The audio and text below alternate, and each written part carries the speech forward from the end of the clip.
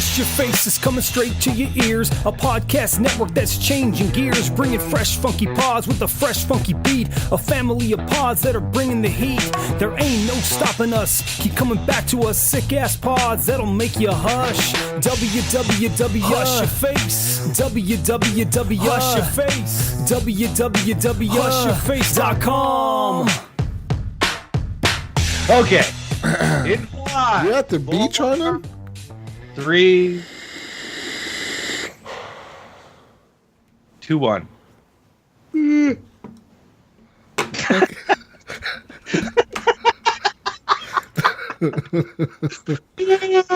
two, one. Really, What are you laughing? really, Eric? What are you laughing about? Because right at 5, 4, 3, 2, 1, and you're like, Your mic. Just yawn into the microphone while you guys are about to do the intro. The Horrible Gamers podcast may contain content not suitable for all ages. Listener discretion is advised.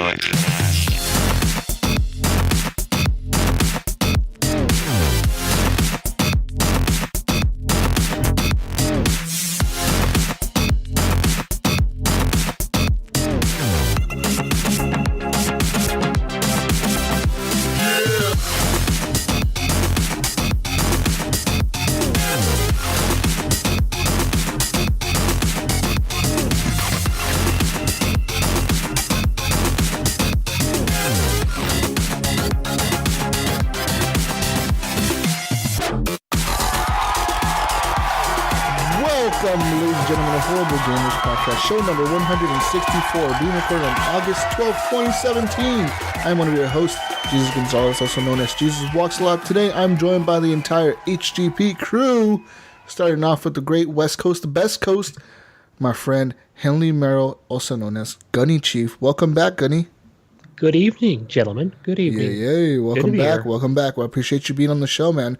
Also, from the Great White North, Canada, we have Ryan Gibson. what's going on, everyone? Another week of Horrible Gamers. Let's do this. Yes. And right underneath him in Michigan, 8 Mile, Eric Smith. Welcome back, Eric. Hey.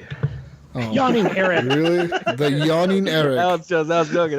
Oh, man. Guys, welcome back to the show. Another week of Horrible Gamers, and here we go.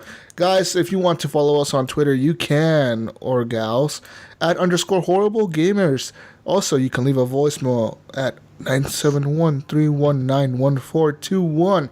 That'll get to us. We'll play your thing on the show and blah, blah, blah, all that good stuff. Leave us a review on iTunes. Hit subscribe real quick. Leave us a review. We appreciate it. 5-star reviews are sincerely appreciated. And make sure to go check out our network, Hush Your Face. We're a part of the Hush Your Face network with our brother show, the Horribly Awkward Podcast, and the Nerdowells Podcast. But we are the best video game podcast on the network. Hands down, number one, Horrible Gamers. And last but not least, join our Facebook community, Horrible Gamers Podcast community on Facebook. And it's a group, close group. You join it, and you get to play games with us and all the people in our community, guys.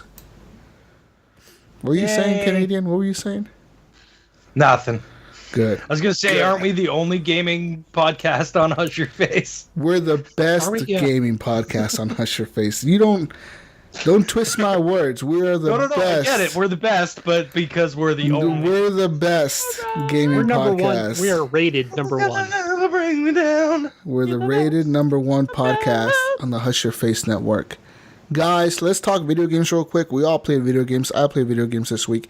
And guys, I finally got to beat Titanfall 2 hard on Frontier Defense. I beat it yesterday. Oh, sweet. Last night. I beat it not just once, twice. with Pinpoint Red, Gamer Couch, and his other buddy. I forget the other dude's gamer tag. But it was the crew. It was us four. We all got together like, hey, we need one more to play this shit on hard. And like they had their Titans almost all the way leveled up. I have mine kind of there. It's almost there. Not really quite there, but it's like a level 12. Now it's like a level 15, but when I started it was like a level 12 or 11. Guys, we beat hard. It was a bitch to get through, but we were able to finish it, and such an achievement. You should get an achievement for that. You seriously should. You don't? Hard. No. Yeah, this came out way after the initial. Yeah, but usually when they put stuff out, they add achievements. Yeah, they didn't, and like you just. Wow, that's weird. It sucks, man, because it was brutal. We kept dying. Not that it matters anymore. Who cares about achievements, really? Yeah, right? but like, I mean, hearing them pop is always nice, though, especially when they're those rare ones. Yeah, man, or like when it's something really hard like that. You know what I mean? Because it's like, dude, we tried so many times and we kept dying and dying. And finally, is there a strategy to as far as like each person using a different type of Titan? So we ended up going with North Star. That was Penn's. That was Jonathan's Titan. Mine was Legion. Gamer Couch was Legion. And the other dude, he was running a Scorch. And we were all just running together. And the strategy was, when the first few waves you start off, we all split into different sections. We all covered different areas of the map. And as the waves get harder and harder, we start pulling back in. And usually by wave 4 and 5, we're like around the base, surrounding the base, literally trying to not get killed as we're, defending it. It's really hard, man. It took a lot of dying, a lot of hard lessons learned, but we beat it. How long did it take you? Awesome. 30 minutes. It's not long. It's not like Gears of War, man. It's not like 5-hour ordeal. It's like 30 minutes, dude. There's not 50 waves. It's 5 levels, not 50. Yeah, it's 5 levels, not 50 or 55. It kind of sucks though that you don't get an achievement though for grinding on hard. Yeah, I'm really surprised that they didn't put one in for that. Yeah, it's really hard. And I think you only get 4 chances. I don't think it matters what difficulty you're playing. Is that correct? Or is it 3 or 4? You get 2 retries. So you like, say you go down in wave 2. You get a retry. You do that wave again. But the cool thing about retries is like all your traps and everything that you already bought stays there, and you get all the money from the previous wave that you failed. Right. So you can buy more traps or more things. So that really helped us out on one of the maps. I think it was Homestead, and we were literally down to like the last wave. We went down, like our harvester went down last minute, dude. We were like halfway through the wave. We're like, no, it went down, and we're like. But when we spawned again, we had all our traps, and then we bought more traps, and we'd had traps everywhere, man. We had to put traps up where the mortar specters, where they kind of deploy at. We put traps up there so they get distracted with the traps every once in a while. And there was definitely a strategy to it, man. It wasn't just like we were just lucky and we beat it. Like we had to think about what we were doing for a while and learn the maps and stuff. Learn where people... Yeah. Because all the Titans and all the enemies, they all deploy in the same areas. Like, they all fall down in a certain time. They all start coming down in a certain, area, and they all go to a certain part of the map. And if you know where those spots are, where they deploy, like, the mortar specters, they keep the ones that shoot your base from far away. Right. If you put an arc trap where they're going to deploy at, they could get killed by the arc trap. You know what I mean? Like, it distracts them, so they stop shooting for a second or two, and it gives you a chance to reach them and then kill them. So we did stuff like that. But, big shout out to those guys, man, because I seriously thought we weren't going to beat it, and we were all fucking shit-faced and drunk, and it was like 10:30 at night. And Jonathan, he's really dyslexic, because he was saying he was on the right of the map, and like I was like, Jonathan, I'm on the right, dude. You're on the left. He's like, I got the guys on the right. Don't worry, guys, I got him. And I was like, Jonathan, you're on the left, dude. He's like, oh shit. And then he did that. He did that like at least 10 times last night. I heard he was pretty wasted. He was pretty fucking gone. He was like, I'm on the right left. I was like, what? I'm on the right left, guys. I'm on the right left. I'm like, what do you mean the right? He's like, the left, that's the actual left. I was like, oh, okay. He was really... Basically, I'm lost, and I'm just shooting things. He was gone, man. But it was fun. That mode is so good. If you get a chance to play it with those guys because they're really good at Titanfall and they're really good at that mode. Most of them have their Titans all the way leveled up, and like they have done multiple ones. I haven't even got one all the way leveled up, and they already have like one or two done. So they definitely play that mode quite a bit, which is really fun. So if you ever get a chance to game with them, do it because you'll have a blast, dude. Yeah, those guys are fun to play with. For sure. Absolutely. Yeah, they're hilarious too. They're always joking around and shit. We were like one of the rounds, we were just joking around the whole time, talking shit to each other. Like, oh, you're fucking up. And like, we all finally beat the win. We're like, whoa, we beat that?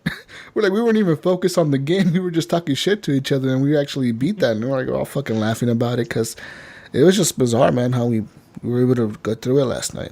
We thought we were going to. But besides that, guys, I played some Battlefield 1 this week with Brun. Actually, I played it with Brun and one of his buddies from the TXL community, and we played on a bunch of maps for Conquest, and it was fun. We had a blast. But one thing about that game that I gotta say, there's a lag there that I don't know what's wrong with that game. There's a lag. Yep. In that game that I can't get rid of, and it's not my connection, dude. I hate when people say, "Is your connection? Is your internet, Jesus?" It's like, dude, my internet is open NAT. Like, I have fucking fast Wi-Fi. Like, it's like at least 100 down, like easily 100 down, and that's over Wi-Fi. And like, it's just every time I play that game, it's like I'm getting some kind of lag. What's your packet loss? It's not that high either. Like, I'm looking at it and it's not that high. Like, No, it's not your connection. It's definitely that would create a lag. There's just a lag there that I don't know what it is. Like, every time I play that game, sometimes I'll be shooting my gun, and then sometimes I have perfectly fine matches. But here and there, there'll be like some glitches. You know, like I'll be trying to jump through a window, and all of a sudden my guy goes back through the window, and you're like, what the fuck? And then you go again forward, and then finally he jumps over the window, and it's like, what is that? And then you see like the little yellow bar pop up, or the little red circle that pops up on your screen that tells you like there's a lag or connection issue. And I just don't know what it is. That game is really weird like that. But I played that this week. And on a quick note, that game is actually free to play now with EA Access. So That's right. You can get a Titanfall 2 and Battlefield 1. That's a through big EA deal, Access. man. That's crazy, man. Like that just makes wow. I just can't so believe I can play that. the whole campaign of Battlefield 1 now? Yeah, if you have EA Access, yes. Sweet. I wanted to play through that campaign, but I It's a shipped my fun disc off campaign. to Eric and then fucking Yeah. realized that I could only play 2 missions in the stupid thing. But yeah, it is now on it's in the EA Access thing, so that's pretty cool. Cool. What else have I played this week, guys? I went back to City Skylines. I wanted to start a new game on that, and I didn't. Because, I don't know, I just didn't want to feel like committing to a new city.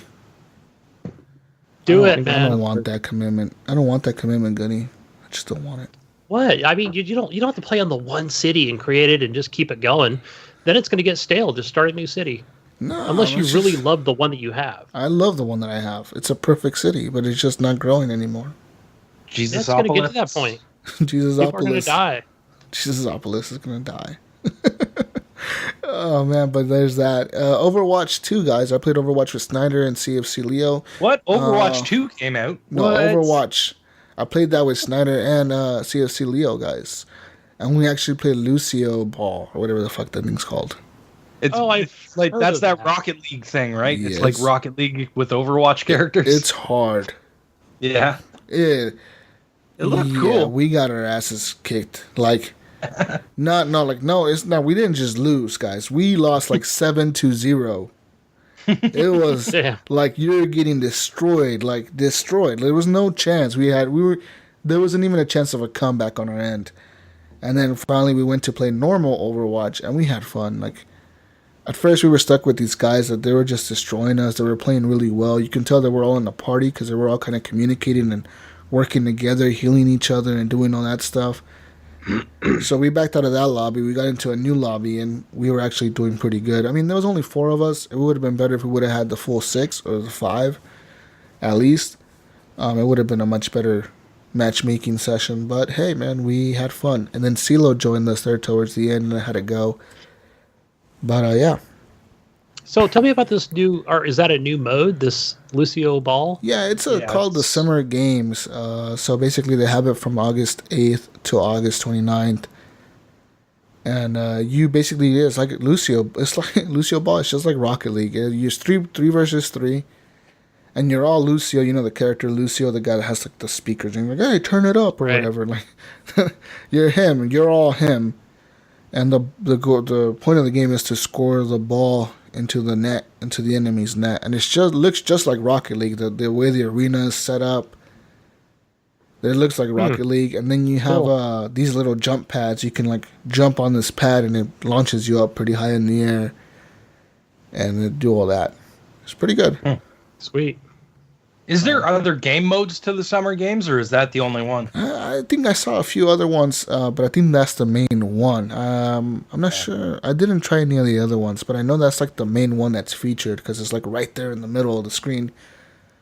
But there is loot crates that are associated with the Summer Games. So if you want these loot crates, you can only get in between August 8th and August 29th, and they have special skins for the different characters in Overwatch. So they'll have like a certain special skin for like each one, you know, like they just have like these exclusive skins that only come out during the Summer Games in these loot crates of the Summer Games, because they'll look like kind of like Olympic crates that has like the red, white, gold colors and all that shit. So if you want to get those loot crates, I suggest that you go play a lot of Overwatch now, because you won't be able to get them afterwards. Maybe until next year. I saw a few people tweeting out that they're not getting duplicates anymore, that they're actually getting good loot. Yeah, which a lot of people were complaining about that, and it seems like they kind of fixed that.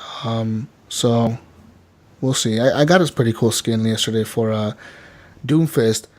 He's like glowing. He looks like a metal dude. He's like glowing in metal. It's fucking crazy looking.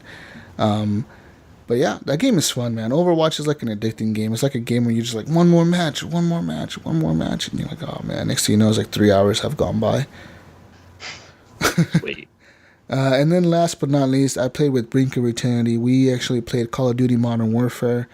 And we played some more Rainbow Six Siege, man. We played Siege. How did that go? It's not good. You haven't played it for a while, man. You're really gonna suck, you know. I think that's what it is. I've lost my mojo. my mojo, man. My siege juice. I just don't feel like I can't play like that anymore. I just can't focus. Juice, that's gross. Well, I mean, you go back into a house or whatever, like, fuck, forgot about that door. Forgot about that. Yeah, you forget about like certain ways they can kill you, like the stupid little kill holes, or the traps, or the stupid C4 traps, or the floor traps from Frost. You forget about all that stuff, and then you're playing the game and you're like, oh man, the guy shot me through that little tiny hole. Like, how did I not see that? Do you think that's that game's dying off? No. I don't think so. I think it's recently reached 20 million copies sold. Or 20 million players. One of the two. Because I know they put I don't think it's growing, but it's not dying either. It's it's not dying, dude. That game is going to be around for a long, long time, I think. It'll be just like Counter-Strike. You know how Counter-Strike is still around from... Yeah. I don't think it'll be that huge, but it's... Yeah.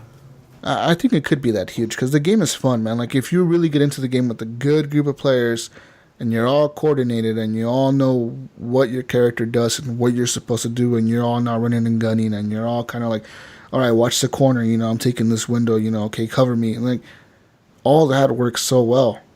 But if you're just running around with randoms, which we kind of were, kind of, you know, it's 50-50 how well you're going to do on the match.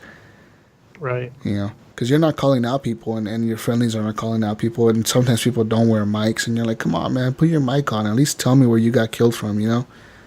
Yeah. But I unlocked more of those loot packs, those alpha packs, is that what they call them?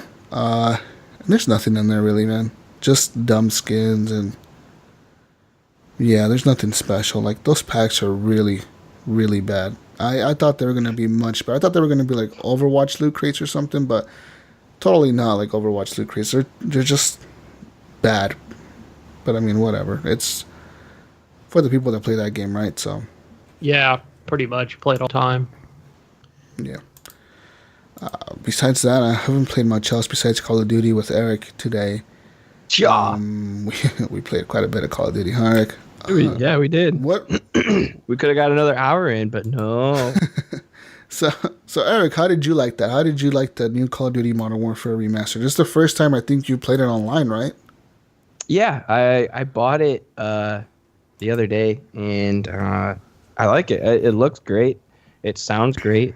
And just I like I caught the little things, the character running, the sounds that the rain makes, footsteps, the gun.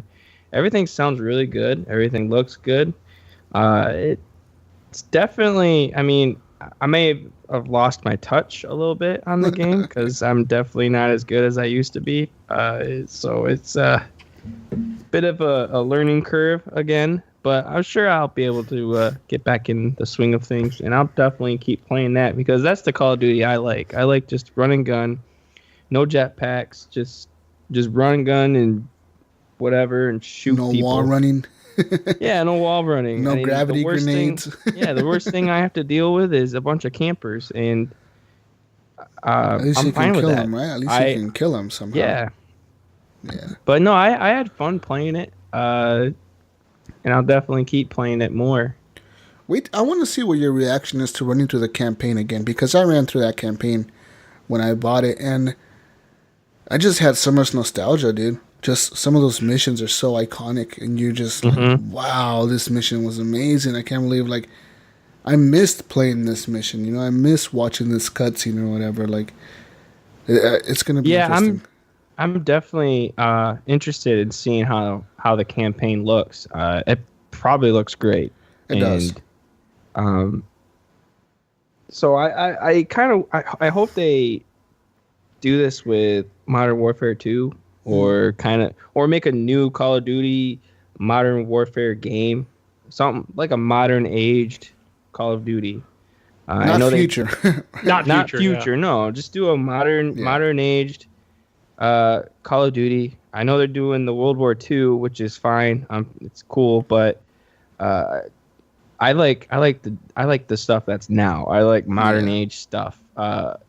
Get some weapons that we've never seen before that have actually been in the military, like they've used in training and test out new prototypes of weapons. I want that.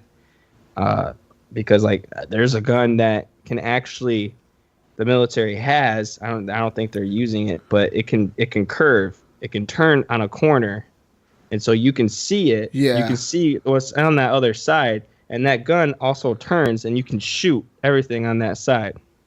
Which is really weird, really cool. You can shoot around Yeah, corners I've seen without that on sticking your YouTube. head out, right? So Yeah. it's pretty awesome. And yeah, I'm excited to see that. But I think you'll have a lot of fun with the campaign. I really enjoyed it myself, dude. One of my favorite missions was the mission where you're like invading Iraq to look for that one guy, and then the other one was the mission where you're in the AC-130 gunship and you're just shooting the guys, you know, on the ground, and you're providing air support for the guys on the ground. And that mission is so cool. I'm excited to play the sniper mission where you're wearing the ghillie suit and you have to stealth around. I'm excited for that. I can't believe I got spotted in that. I was like, really? I used to run this on veterans so many times, so easily. Like, I could do it like with pistol only. And I remember just like playing it this time around on veteran. I got spotted so many times. So I was like, I can't believe I'm getting spotted all these times. What am I doing wrong? Yeah, I want to try to see how I do in the that very first mission. You go through the training hut and everything. I want to see how, because I used to be really good at that too. Like, what was the fastest I went through time? that so much. What was the fastest time you ever got on that? Oh gosh, I don't really know. I think the fastest time I ever got on that was like 15 seconds or something like that. It was 15? really fast. Like, yeah, I was able to just run it through like super quick. I played that mission a lot because I want to try to get the fastest time. But I think the fastest mine was 25. Really? That's really I think slow. so. There's no way. I'm just trying to. I'm not. That's trying so to, like, slow, man. That's like 10 seconds. No. That's like super slow. By like 25, it's not even like. Wait, I think are you guys talking about that one where you have to go through the airplane? No, you go through this is the training hut. mission. It's like the first mission in Call like of the Duty. training or whatever. But it also had difficulties, right? Easy, medium, hard. No, it's just it recommends what difficulty you play on based on the time that you get. Yep. So I was running that the other day, actually. I launched that game and I was running it just this week. And I think the best time I got this week was like 17.1. And that was like the best I could do. I was like literally like, I couldn't do any better than that. Like 17 was like the best I could get, dude. I was like, no way. But I'm definitely, I want to see the amount of people that play this remastered game. It seems like a lot of people. Warfare, compared to Infinite War and whatever the other one was, Black Ops 3. I want to see which one has the most players. Totally. I think that you will see a lot of more people playing this game now because it's just released on the Xbox. Mm-hmm. So I like just playing with you today, man, I saw a lot of level 1 people and level 20s and level 10s and level 5s. Right. Like it seems like a lot of people just barely picked this game up and they're starting to play it, you know? Mm-hmm. Which is cool. I wonder how many will drop off though when World War II comes out. Probably a lot. Probably all of them. Oh, yeah. Good, because then I'll have good games after that. Mm-hmm. No, you won't, because the only players that stick around are the really, really good players that want to just destroy everybody that tries to play the game. Dang it. Exactly. Good. I'll have good competition, and I'll be esports ready. And I'll create an esports team for Horrible Gamers. Okay. We already have Only one. the best. We already have Only the best. We need esports. Yeah, we need some esports players, man. We have a team. Me and Jonathan are part of the team. We're too old. We need to get a Gears esports. We need to get a Cabela's Hunting esports. Oh, yeah. So, Eric, besides Call of Duty Modern Warfare Remastered, what else have you been gaming on? Dude, I played a lot this week. A lot? And my wife is pissed about it. Oh, but shit. Okay. I've gamed a lot this week. Of course, I've played some Gears of War 4. I've played a few matches and loved it. There's not much I need to say about that. Played a little bit I'm not exaggerating on the little bit. I played a little bit of Fortnite and trying to get through. I think I got through the prologue of the game. I'm not too sure. And then Titanfall 2, played some Titanfall 2. And then I got back into Rise of the Tomb Raider. And I love that game so much. I forgot how good that game was. I was playing some DLC. I can't remember which one it is. The Baba Yaga? Yes, probably, yeah. That one. Yep. And I'm stuck, but I'm okay with that because there's a lot to explore where I'm at. Yeah. And the game still looks great. It still runs great. I just can't. I love it. I want another one, and I know there hasn't been any announcement of one, but when there is, I will pre-order it. It's going to be a big announcement when it is, because people are excited for that game. They'll wait again till E3 next year. For sure. Yeah, I'm excited. Yeah, you're probably looking at like holiday next year. Mm-hmm. That's what I would guess. And then another one I been playing, and I got it from EA Access because I went ahead and got EA Access for Titanfall 2. It's well worth it, man. I got Mass Effect Andromeda, and I got the trial. Okay. Tell me. And I really so like you it. get 10 hours. Yeah, you get 10 hours, which is a lot of time to play the campaign. And I really like it. I think there's a stopping point in the campaign, though. You can only go to one planet. That's it. That's fine with me. I'm enjoying what I've been playing. Should I say where I'm at, because it could spoil it if someone hasn't played it. I mean, it's been long enough. My character just became the Pathfinder. So, and I think I'm a little bit past that. So, yeah. The game looks great, and Pathfinder Eric. Yep. Doesn't bring it down. Doesn't work as well. The one thing that bugs the crap out of me though with that game, and a lot of people probably agree, is the facial expressions and the lack thereof. I mean, you think it's bad now? Yeah, I know. Saw it at launch. I remember when. I remember they would like literally be talking and their eyes would be like. You should have saw it before day one patch.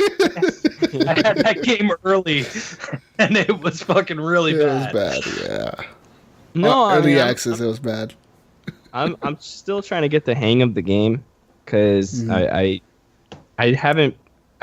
never played any of the other three. Oh man, that just breaks my heart. No kidding, dude. Like I am so mad at you right now.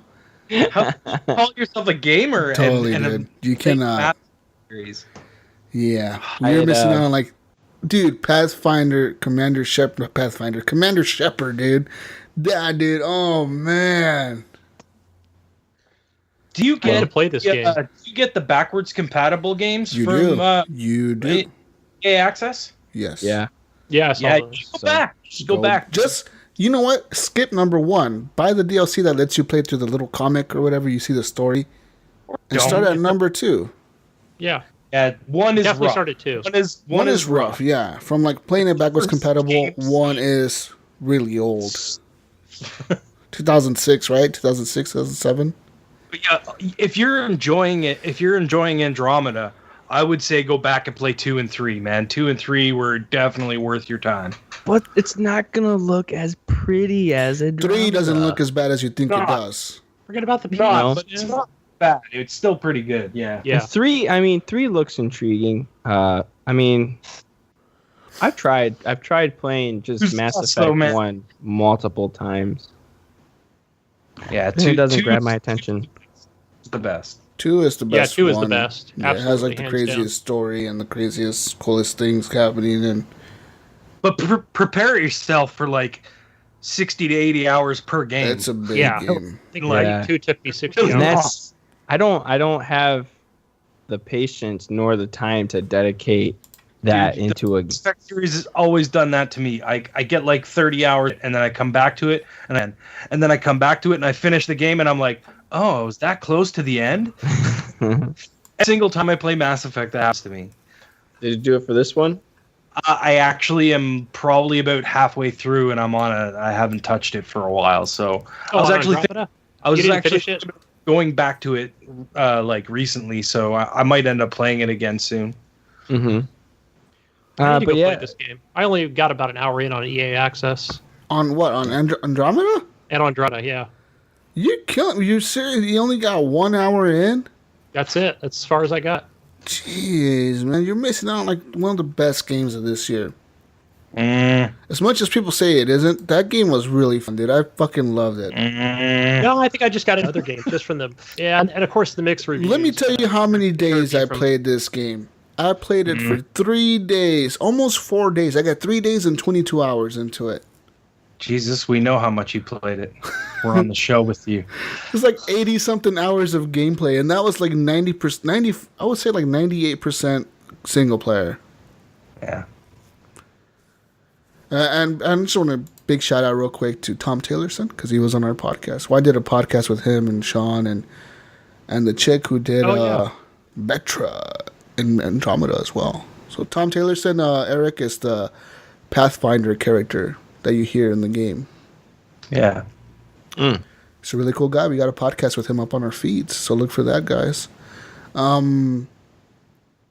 But yeah, like the shitty part is that they're not going to continue the Andromeda story, which is really shitty. Right. Because in my head, I'm like, how are you going to leave it such an open-ended story that you're never going to finish? Like, are you guys never going to go back to it? Like, what's going on? They closed the studio down too, didn't they? BioWare Montreal's gone now. Did they really? Yeah. Wow. How do you feel about the fact they don't even have any when they just announced that they didn't have any planned DLC? Well, they did at first. At launch, that game had single-player DLC coming. And because of the backlash of the community, of the gaming community, the vocal gaming community, I would say, The game got panned, man, and critically, and just across the board from consumers as well. It got panned, and they said, you know what, we're not gonna make a DLC for it, and they canceled it. And it's Well, shitty. why work on something if everyone's saying they hate That's it? so Right? That's true. shitty. EA's man. looking at that going, we're going to lose money if we continue down this route. So Well, didn't they do that with Mass Effect 3? Because I remember the backlash they got with the ending. They went and back and redid the ending. Yeah, they had a lot Yeah. planned. They had planned already DLC. I don't know if it was part of like some season pass or how that worked, but I think there was a season There pass was a and all season that. pass. It was and they probably- had DLC that actually came out even after the redid ending, Mm-hmm. but that was already planned well in advance. But there's I ended up downloading another game from the EA Access Vault, and that was FIFA 17.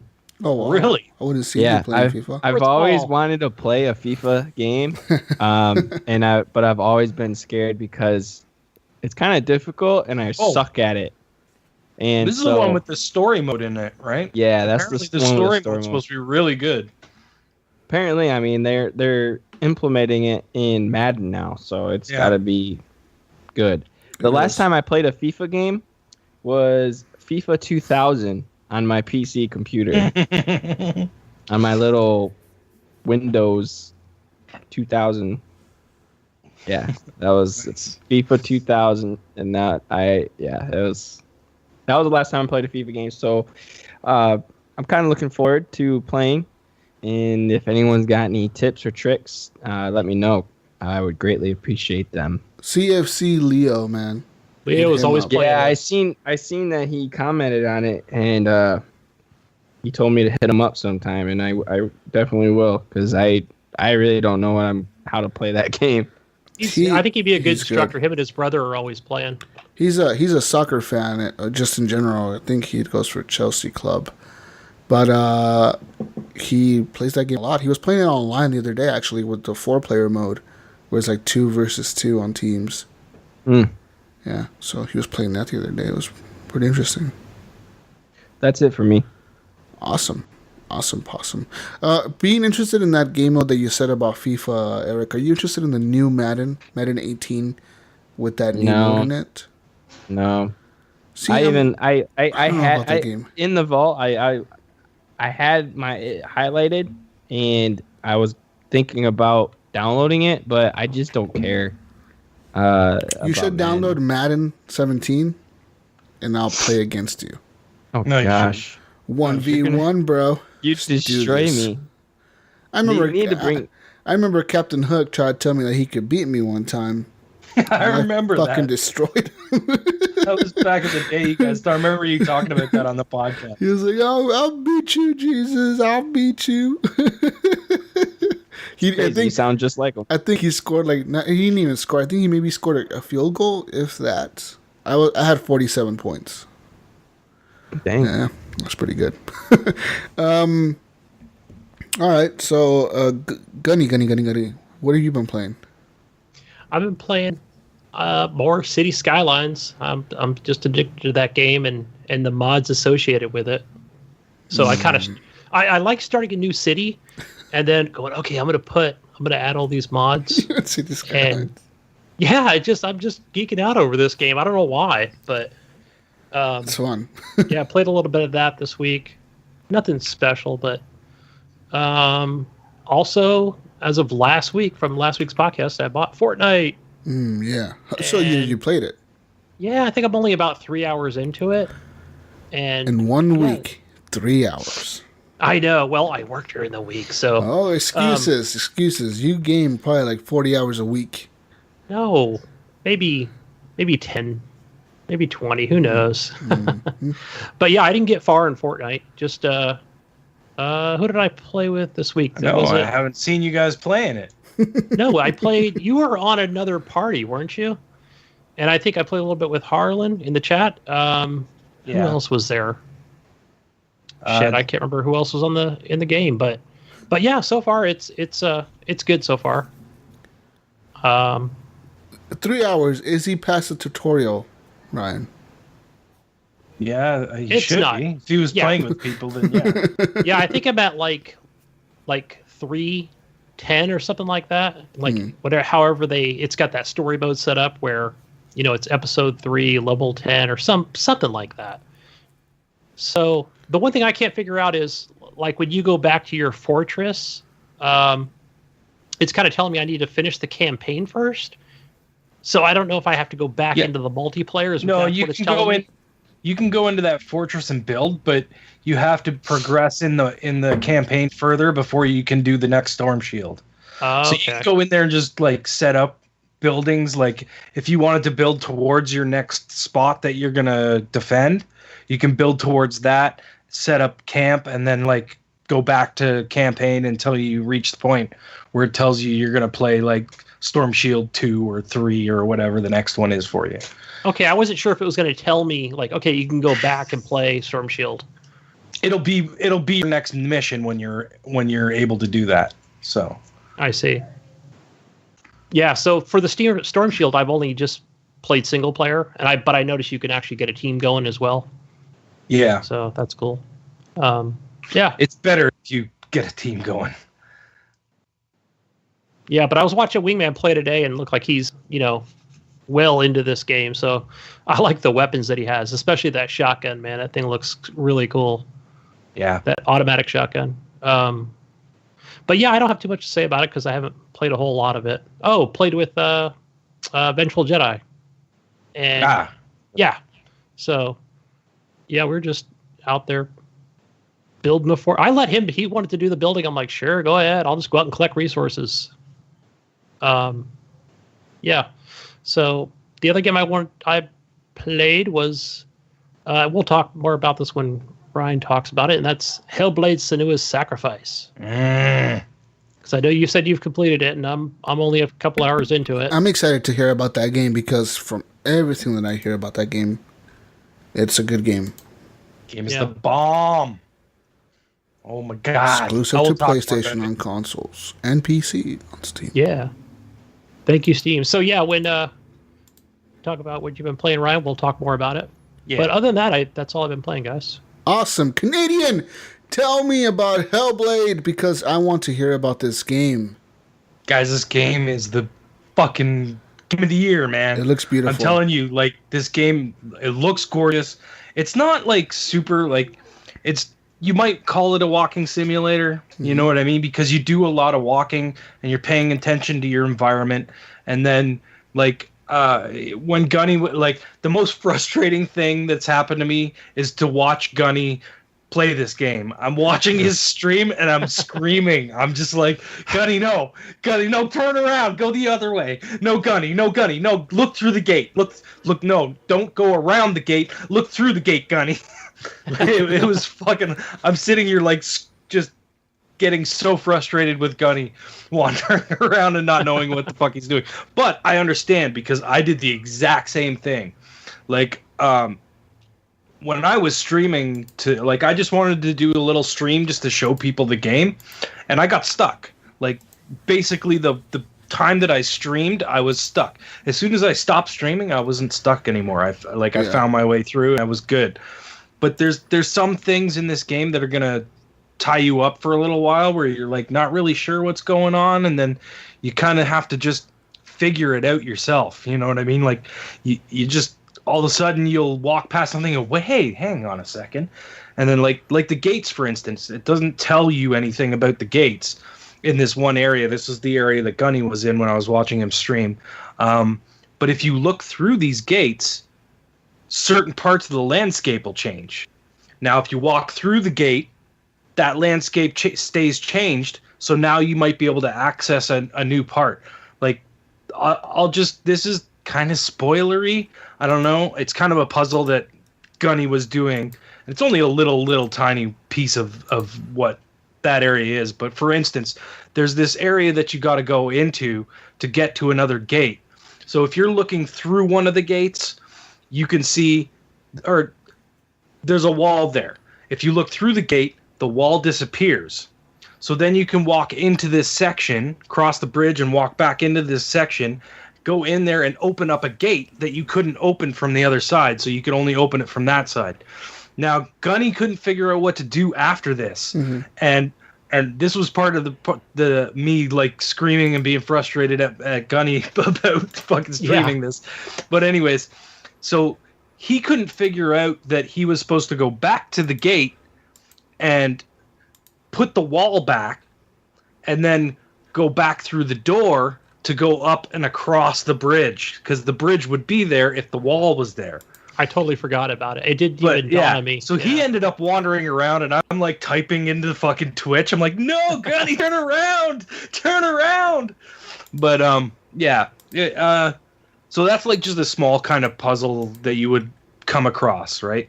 So that gives you the opportunity to go up these stairs and get across a bridge that wasn't there when the wall was down. This is excuse me. This is the Illusions one that we're talking about. It's one of the first two that you can pick. You can either go to Fire or you can go to Illusion. So, yeah, I guess you picked that one first, right, Gunny? Instead of the red door? Instead of the fire door? Correct, yeah. Okay. And, so, the game is so good.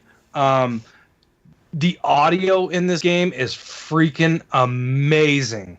The girl is a little whacked, right? So she has voices that she hears, and the voices literally, you got to wear headphones to play this game because the voices come from all around you, and it's recorded like that. So like they're saying shit, and it's like coming at you from all different angles. It's so fucking crazy, and it really trips you out. Like, and they'll say shit that like when you're in battle, you'll hear the girls. They'll be like, they're coming from behind you. They're behind you. Hey, they're behind you. Behind you. So you know, like someone's gonna come and attack you from behind. So you better dodge quick. Shit like that happens throughout the entire game. Guys, if you have a way to play this game, play it because it's friggin' amazing. Such a good game. Like I said, game of the year for me so far this year. It makes you want to get a PlayStation. Get a PC. Yeah, PC, PS4, either way. Fucking but, PC Master Race. But yeah, I like the puzzles, and the one thing you really have to keep an open mind, because I thought, okay, I'm going to be doing maybe some parkour. I'm going to be jumping up on walls and jumping down onto going down ropes, but no, that's not the case. What's this? What's it remind you of, the game? Oh gosh, you know what it reminds me of a little bit? Like? I can't think of the game. I don't want to say it's Tomb Raider because there's no parkour, there's no running. I mean, there's a jog. It's kind of like Tomb Raider, but you're not doing that kind of stuff. So is it like? I mean, from just pictures I've seen, it reminds me a little bit of Horizon Zero Dawn. Yeah, I could see that. Guys, give me a minute. I gotta get a drink. My throat is. I'll be right back. So, Gunny, tell me what's your experience with the game so far? So far, it's really good. And I've made it to the red door. This is definitely a couple hours in. It's very linear, and I think the puzzles, that part that Ryan was talking about, that was probably the toughest part that I went through. Because it's kind of like you come into an area and it's kind of showing you different things. Like, he talks about these gates, which are more like arches. Yeah. And then there are actual iron gates, that you need to get to. And you can walk up to them and try and push them open. And it's like, no, you can't do that. Can't get through there. You got to find it another way. And the voice acting in this is top notch. The guy, I think, is from he's definitely from Game of Thrones. I'm trying to remember his name, but he's definitely a very well damn good voice actor. And it isn't Peter Dinklage because he was removed from Destiny. No, I had his name up earlier. I forgot what it was, but or what character he plays. Peter Dinklage. They took out it. They actually removed his voice from Destiny 1. Yeah, it's not who I thought it was. But yeah, it's. And so as far as the combat goes, I forgot what game they said it's equal to, but yeah, I know Ryan was making fun of me, like, you got to dodge and roll and jump out of the way. This is probably the coolest part that I found so far is sometimes you'll have like two enemies and then again, I'm playing on easy or normal. So yeah, if you're trying to attack the one enemy and you're just kind of beating it with your sword, the second one will just like, he'll hit you if you're not paying attention. And that enemy can be behind you or next to the other guy. So you got to come in, hit the guy a few times and then dodge out of the way. Yeah, you always want to keep moving. Yeah. You want to keep rolling away, like especially when you're getting ganged up, because I don't know if you talked about this already, but when you get into combat, you'll kill a guy, and as soon as you kill a guy, another guy appears. You know, and he might be like right behind you. And they'll say, the voices will come out there. They'll tell you. They'll be like behind you, and you got to dodge. So whenever I killed somebody, I always rolled back like 3 times, just so that everything was far enough away from me that I could, like, the closest guy would come to attack me, and I would kind of work on him first, and then dodge back, and then, you know, let them come towards me, and then kill the closest guy, and then back. But it's weird because some of those battles are like never ending. It's like it takes forever to get through them. Like they just keep coming and coming. So you kill a guy and then 2 guys appear, and then you kill those 2 guys and 3 more guys appear, and it's like, holy Christ, this never ends. And they also have what's called focus. And I've noticed focus now, is awesome. Right now, I've noticed that since I've gone through that red door and I've fought more enemies, like that focus is like it's very important. It does come up more often now. I've noticed like maybe I'm building up more focus you build power. it up when you dodge and when you block. Because I've been blocking a lot too. And I think also when you strike, like when you get certain hits, you'll gain a little bit of that focus power. And basically what the focus does is it slows everything down for a period of time. So like it's really handy for the guys with the shield gunny. I don't know if you've gotten to them yet, but it's really handy for those guys because you don't have a hard enough attack to break his shield, so you can only seem to hit him like once, and then you got to dodge. So you dodge off to the side and hit him once, and then he's going to turn around. If you hit him again, he's going to have his shield there. So you just kind of keep dodge, hit. But with the focus, you dodge, hit your focus, and then he'll be slowed so he can't move, and you can just boom, nail him and kill him. And he's done. Finish him, it says. Yeah, that's cool.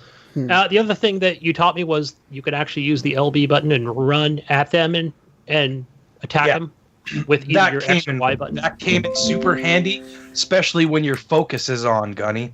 I noticed that you didn't do this, but when you're in focus mode, once you've killed a guy, hit that run and then the light punch, and you'll dive right towards the next guy, and then you're right in there to kill the next guy. So that little bit of time that it takes you to run from the one guy to the next is gone because you just automatically jolt to the next guy.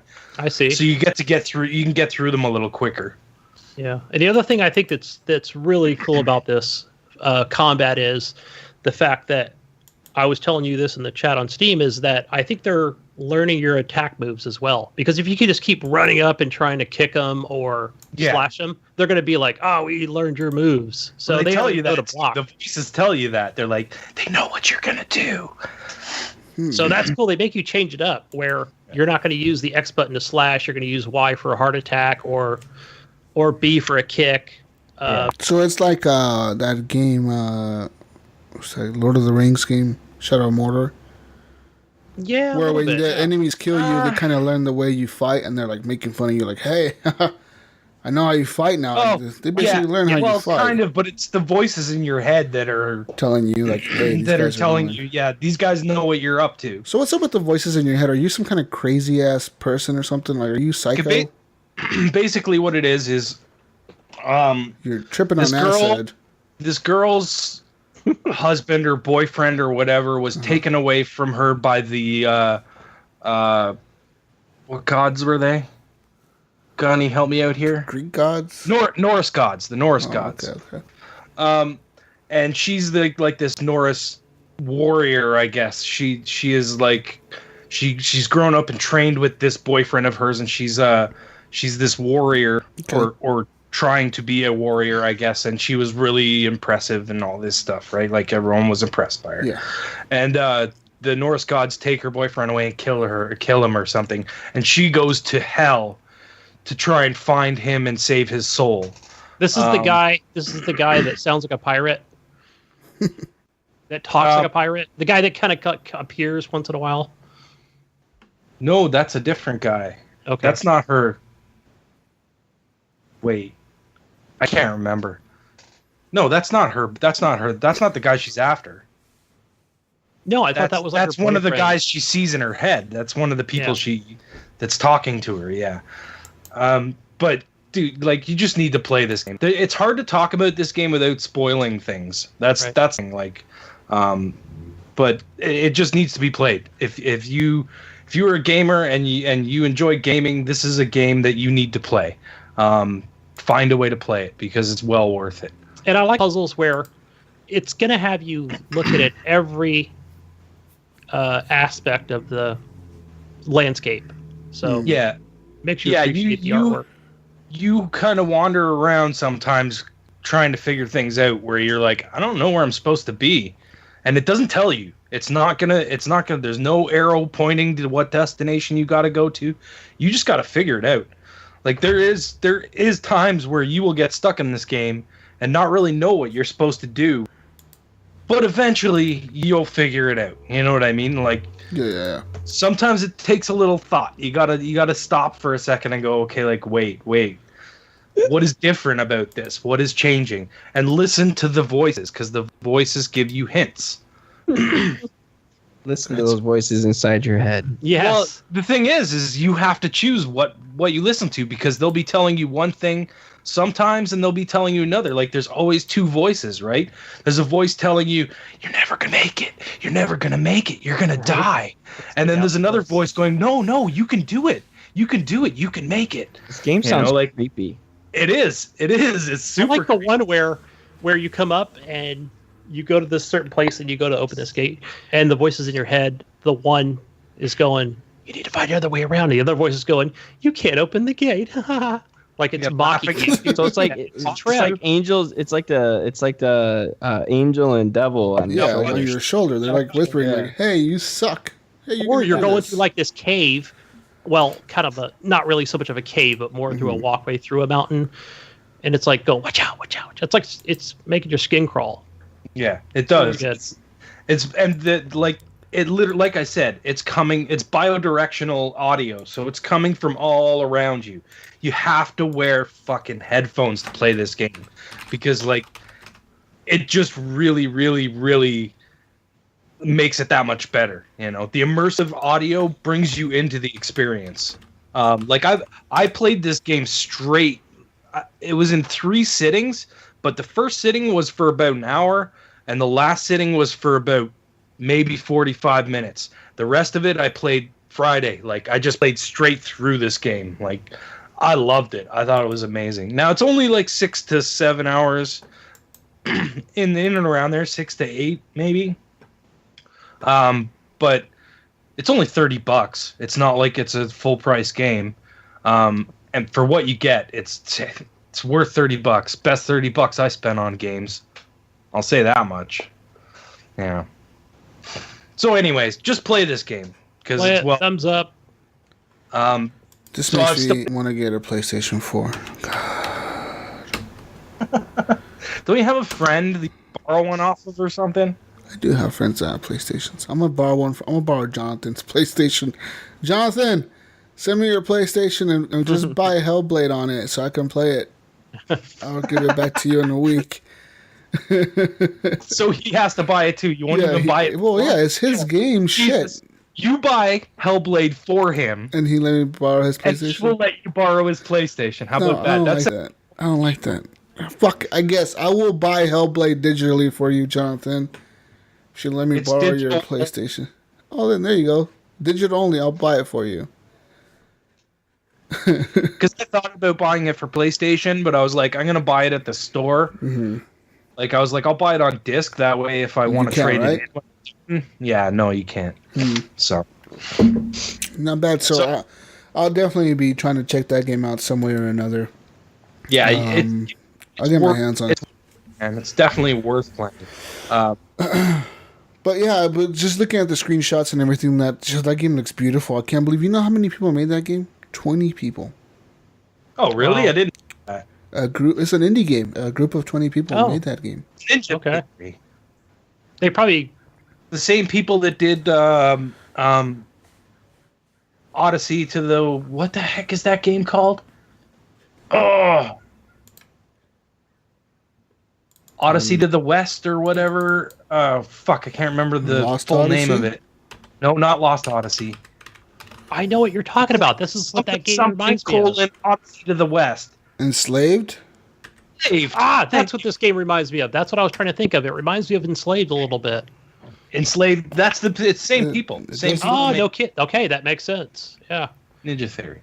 Yeah, because I definitely got an Enslaved feeling when I started playing it. Yeah, through the puzzles. But I mean, way better looking than Enslaved. Like, oh, absolutely. This is like Tomb Raider graphics. Like, yeah, the graphics look amazing. That beautiful, beautiful game. And there's like points where you're like walking down this like swampy area, and there's all these like hands reaching out at you, like from the side walls. These hands reaching. Oh, it was so cool walking through there. Yeah, the other part I thought was really cool, and this is in the beginning, is I was like totally lost at a part, and I look over and looking at the rock fixtures and stuff, and there's eyeballs looking around. I'm like, holy cow, I didn't notice that before. What are those eyeballs looking at? Creep me out. Cool. I mean, it's not a horror game, but still, it's like, where are they looking to a certain place I need to be? So no, yeah. Elaborate, but yeah. What else have you been playing, Canadian? I've continued to play Fortnite. Still playing the crap out of that game and having fun with it. I still don't regret my purchase. I have put more than enough time into it to be worth my money. And I'm having a good time, and I'm going to continue to play it. The only thing that stopped me was playing Hellblade, because that just sucked me right in. Like, so immersive, just sucked me right into that game. But as soon as I was done, I went right back to Fortnite. I'm having fun. I've been playing with a couple of Jedi's friends, Tubulus and David Lane, I believe, was his gamer tag. Mm-hmm. So I've been playing with those two like quite a bit. And we're in around the same area, so it's perfect. We're a perfect little team to kind of play together. We're all like close to the same levels and stuff, so that's been a lot of fun. I'm still enjoying that. I streamed a little bit of Dust of the Elysian Tale. My part 5 of my stream went up this morning. I played a little bit of Titanfall 2 with you and Penpoint Red, and I think Gunny was there too, right? Yeah. Yeah, he was Gunny. Was I? I don't know if I don't think I played it this week. It was me, you, Pinpoint Red, and someone else. Last week, Sunday, I think. Yeah. Sunday or Monday. That game's fun though. That fucking mode is addictive. Yeah, it was. I had a lot of fun playing it. I'm not very good at it, but that's the thing. You don't have to be that good at it. You just have to be able to shoot grunts and the other Titans. You know what I mean? Like, it's AI, but the hard AI, it's really killer. That shit's insane. And then, guys, my number 2 game of the year is my next game that I played. Okay. And you already talked about Fortnite. It's Guns of Boots. The Insult Simulator. What? The Insult Simulator? What the hell is this? No. Oh, sir, the Insult Simulator. Okay. So tell me the about the Insult Simulator. What is this game? What is this shit? I saw it on the marketplace. It was like $2.99, and I'm like, this looks funny as hell. I gotta try it out. Mm-hmm. And it is kind of funny. Basically, all it is you have like you pick phrases, and you're trying to create an insult to insult another character, and they're picking phrases out of the same list to try and insult you back. So you're trying to make a better insult than the other person is. So like it's stupid. And then like the actual characters have like things like one person might be like, oh, if you make fun of my style, I'll get really angry, right? So you're trying to make fun of their style. That's fucking funny, dude. I gotta play this. Someone might be really offended by if you talk about their family. So you want to pick stuff where you're talking about their family and stuff, and you get some funny stuff out of it. That's fucking cool. And there's like couch co-op, so you could play with a buddy and you like insult try to them. right? So that's fucking hilarious, dude. Cool. 99, I was like, I give this a try, and it made me laugh. So I had a fun time with it. Totally. But that's all this week, guys. That's fucking cool, man. I gotta check that out. Is that on PC only, or is it on any consoles? It's on Xbox. Yeah. I'm gonna have to buy it. If it's $3, I can't pass this up. I believe it's also in one of the Humble bundles this month, but not the Xbox version. I think it's the Steam version. Yeah, that's for sure. It's in one of the Humble bundles this month. Humble Bumble. Humble Bumble. Humble The Humble Bumble. Humble Bumble. Bring the fire and the fury fire. President Trump is back this week. We're gonna Welcome bring back. the fire and fury in the Humble Bumble. Fire and Fury. President is back this week for another show. I've never seen it before. It will cost billions and billions and billions of dollars. Again with your billions, President. Venezuela and China. It'll be huge. It'll be huge. The best ever. The best ever. Guys, let's go on to news real quick. But before we move on to news, did Gunny say what he was playing? He did. Yeah. I will remind you. Found all that out. Yeah, he was Wow. Wow. such an asshole, What a Eric. dick. I'm sorry, Thank Gunny. Please For forgive missing me. it. After that insult. I'm taking my Insult copy. Simulator is in real life right now, guys. Yeah, we're doing it right here. I'll just remove the picture in the middle, and I'll put a bunch of phrases that you have to pick from. We'll start there. Oh, We'll play live insult simulator. Guys, remember to join our Facebook group, but if you want to read more news, you go there, you find way more news. But let's start off with the news this week, guys. We have news from Japan. In the Japanese airport at Kansai International Airport in Osaka, Japan, you will now be greeted by Nintendo characters everywhere. What? Because since June 23rd, Nintendo has set up a special check-in area at Airport Terminal 1 with Switch, 3DS, and the smart device titles. So basically you get to go there and you like play games while you wait for your other connecting flight, or you're waiting to get your customs, or whatever the hell you're waiting for. I guess that's a good idea for Nintendo if you think about it. Play games. I mean, you think about how many people go through an airport, and many people.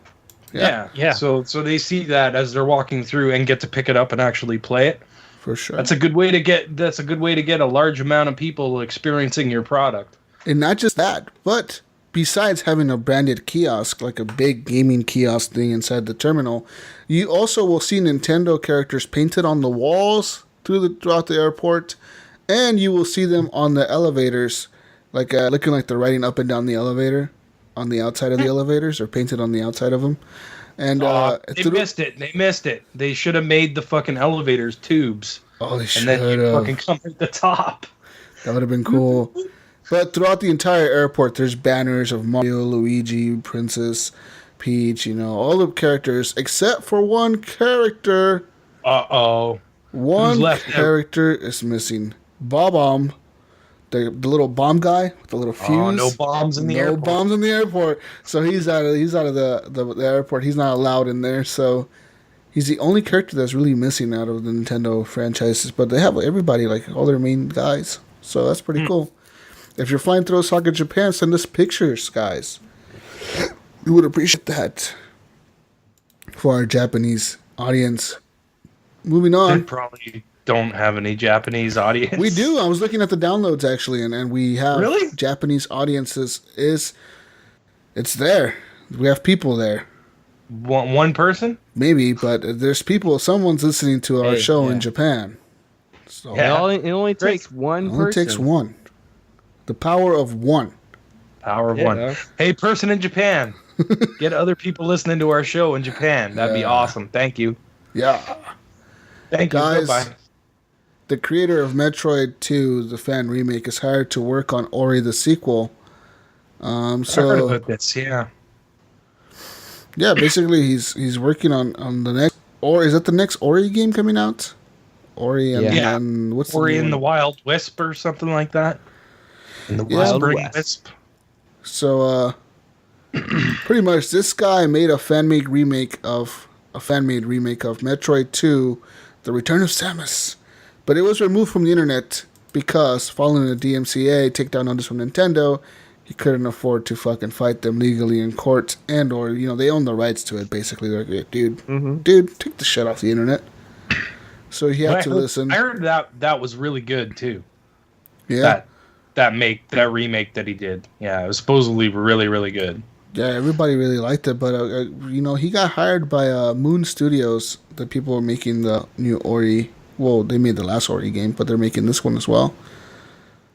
So yeah, they say that he's an incredible talent, and they interviewed him and gave him a little test. He says they require every new hire to do a little test to see if they're matched and check how the person reacts to feedback, etc. And he passed the challenge with flying colors. And Sweet. He says he was grinning all throughout his pitch level design, since it was clear from the first second that he gets it. Last year we hired Chris, one of the level designers for the recent Rayman games, and a minute into the call, he PM'd me with, hire him now. So, pretty much. Oh, one of the guys from Rayman is working on it too. That's a great combination, man. I can't wait for that game. I love the first one. I can't wait for another one. It's gonna be great. Eric, did you ever go back to that, or are you just too frustrated with it? Can't be bothered. I was too frustrated with it. Plus, Where'd you get? I don't remember. Not far.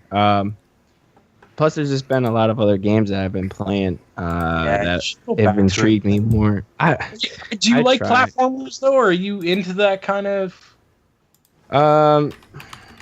Yes and no. Did you ever play the Rayman games? Mm-mm. No, those are great, too. Like, great platformers that are tough, you know what I mean? Like, they're hard on you, but you feel like you made a mistake when you die. You know what I mean? Like, you did something wrong. It's not the game being cheap to you. Yeah. Right. I may go back to it. I don't know. We'll see how I feel. I mean, I have several games that I'm playing right now, like Wolfenstein, and I want to try to get more into Mass Effect, and now I got Call of Duty, and I have Gears of War. I got too much on my plate right now. I hear you, man. Yeah. What else we got? Guys, the fidget spinner simulator game. Oh, no. It's a $1 game that lets you virtually experience the joy of fidget spinners. What? Has added a new piece of DLC that is 30 times more expensive than the game itself. The premium member DLC, as it's called, unlocks the premium member achievement and gives you a premium gold-plated fidget spinner and gold-plated vape pen. What? There's pictures of these items. Here, I see them. It looks like a gold fidget spinner. $50. Gold vape pen. And not just this, guys. You get these, and you get to, during the game, you're on a hoverboard, spinning around, riding your hoverboard, while pressing the space bar activates your fidget spinner. This is cool. This is And you get to vape now while doing that for $30. What? I saw a set of these games on the Apple Store. Did you buy it? This is probably a Steam one. This is the Steam version of it, I yes. got the real thing, man. I've got a couple spinners. According to the game's reviews on Steam, it is mostly positive reviews with over 250 reviews in the Steam library. It is a well-received game, according to all gamers that play it. No. Yes. No, it can't be. Yes, it has positive reviews overall. The two gamers that have played it. In the comments of the DLC announcement post, the developer responded to criticism of the content, saying, why is it $30? He says, why? It's easy not to buy the DLC, he writes. He says, nobody's forcing anybody. And he had an emoticon of President Donald Trump's face attached to the comments. So he's like, nobody's forcing you guys. Man, I'm watching this right now. Like, I'm literally watching this right now, and this is the dumbest thing I've Next ever week seen. on the show, Ryan and Gunny. Guys, we've been playing Fidget Spinner Simulator all week. I'm gonna bring it up here on the store. Where is it? All week. We bought the premium gold vape pen and the vape gold fidget spinner. No, I will have nothing to do with fidget spinner. That's all I'm all in on fucking llamas, but no fidget spinners. I'm sorry. I need to find this game. Why, bro? I got my vape pen right here. All I need is my fidget spinner, and I could fidget spin and vape. But now I could do it on Steam if I wanted to. Virtual reality. You got to get the Xbox fidget spinner.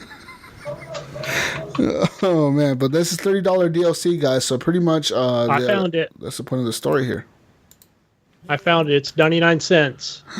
Yeah, the game itself is $1, but to get the gold vape pen and the gold fidget spinner, you got to pay $30, Gunny. This isn't cheap. Oh, it's funny. Do you get a vape pen if you have the DLC, or is the vape pen part of the DLC? Vape pen is part of the DLC. So, like, if you just buy the 99-cent version, all you have is a fidget spinner and a hoverboard? Yes.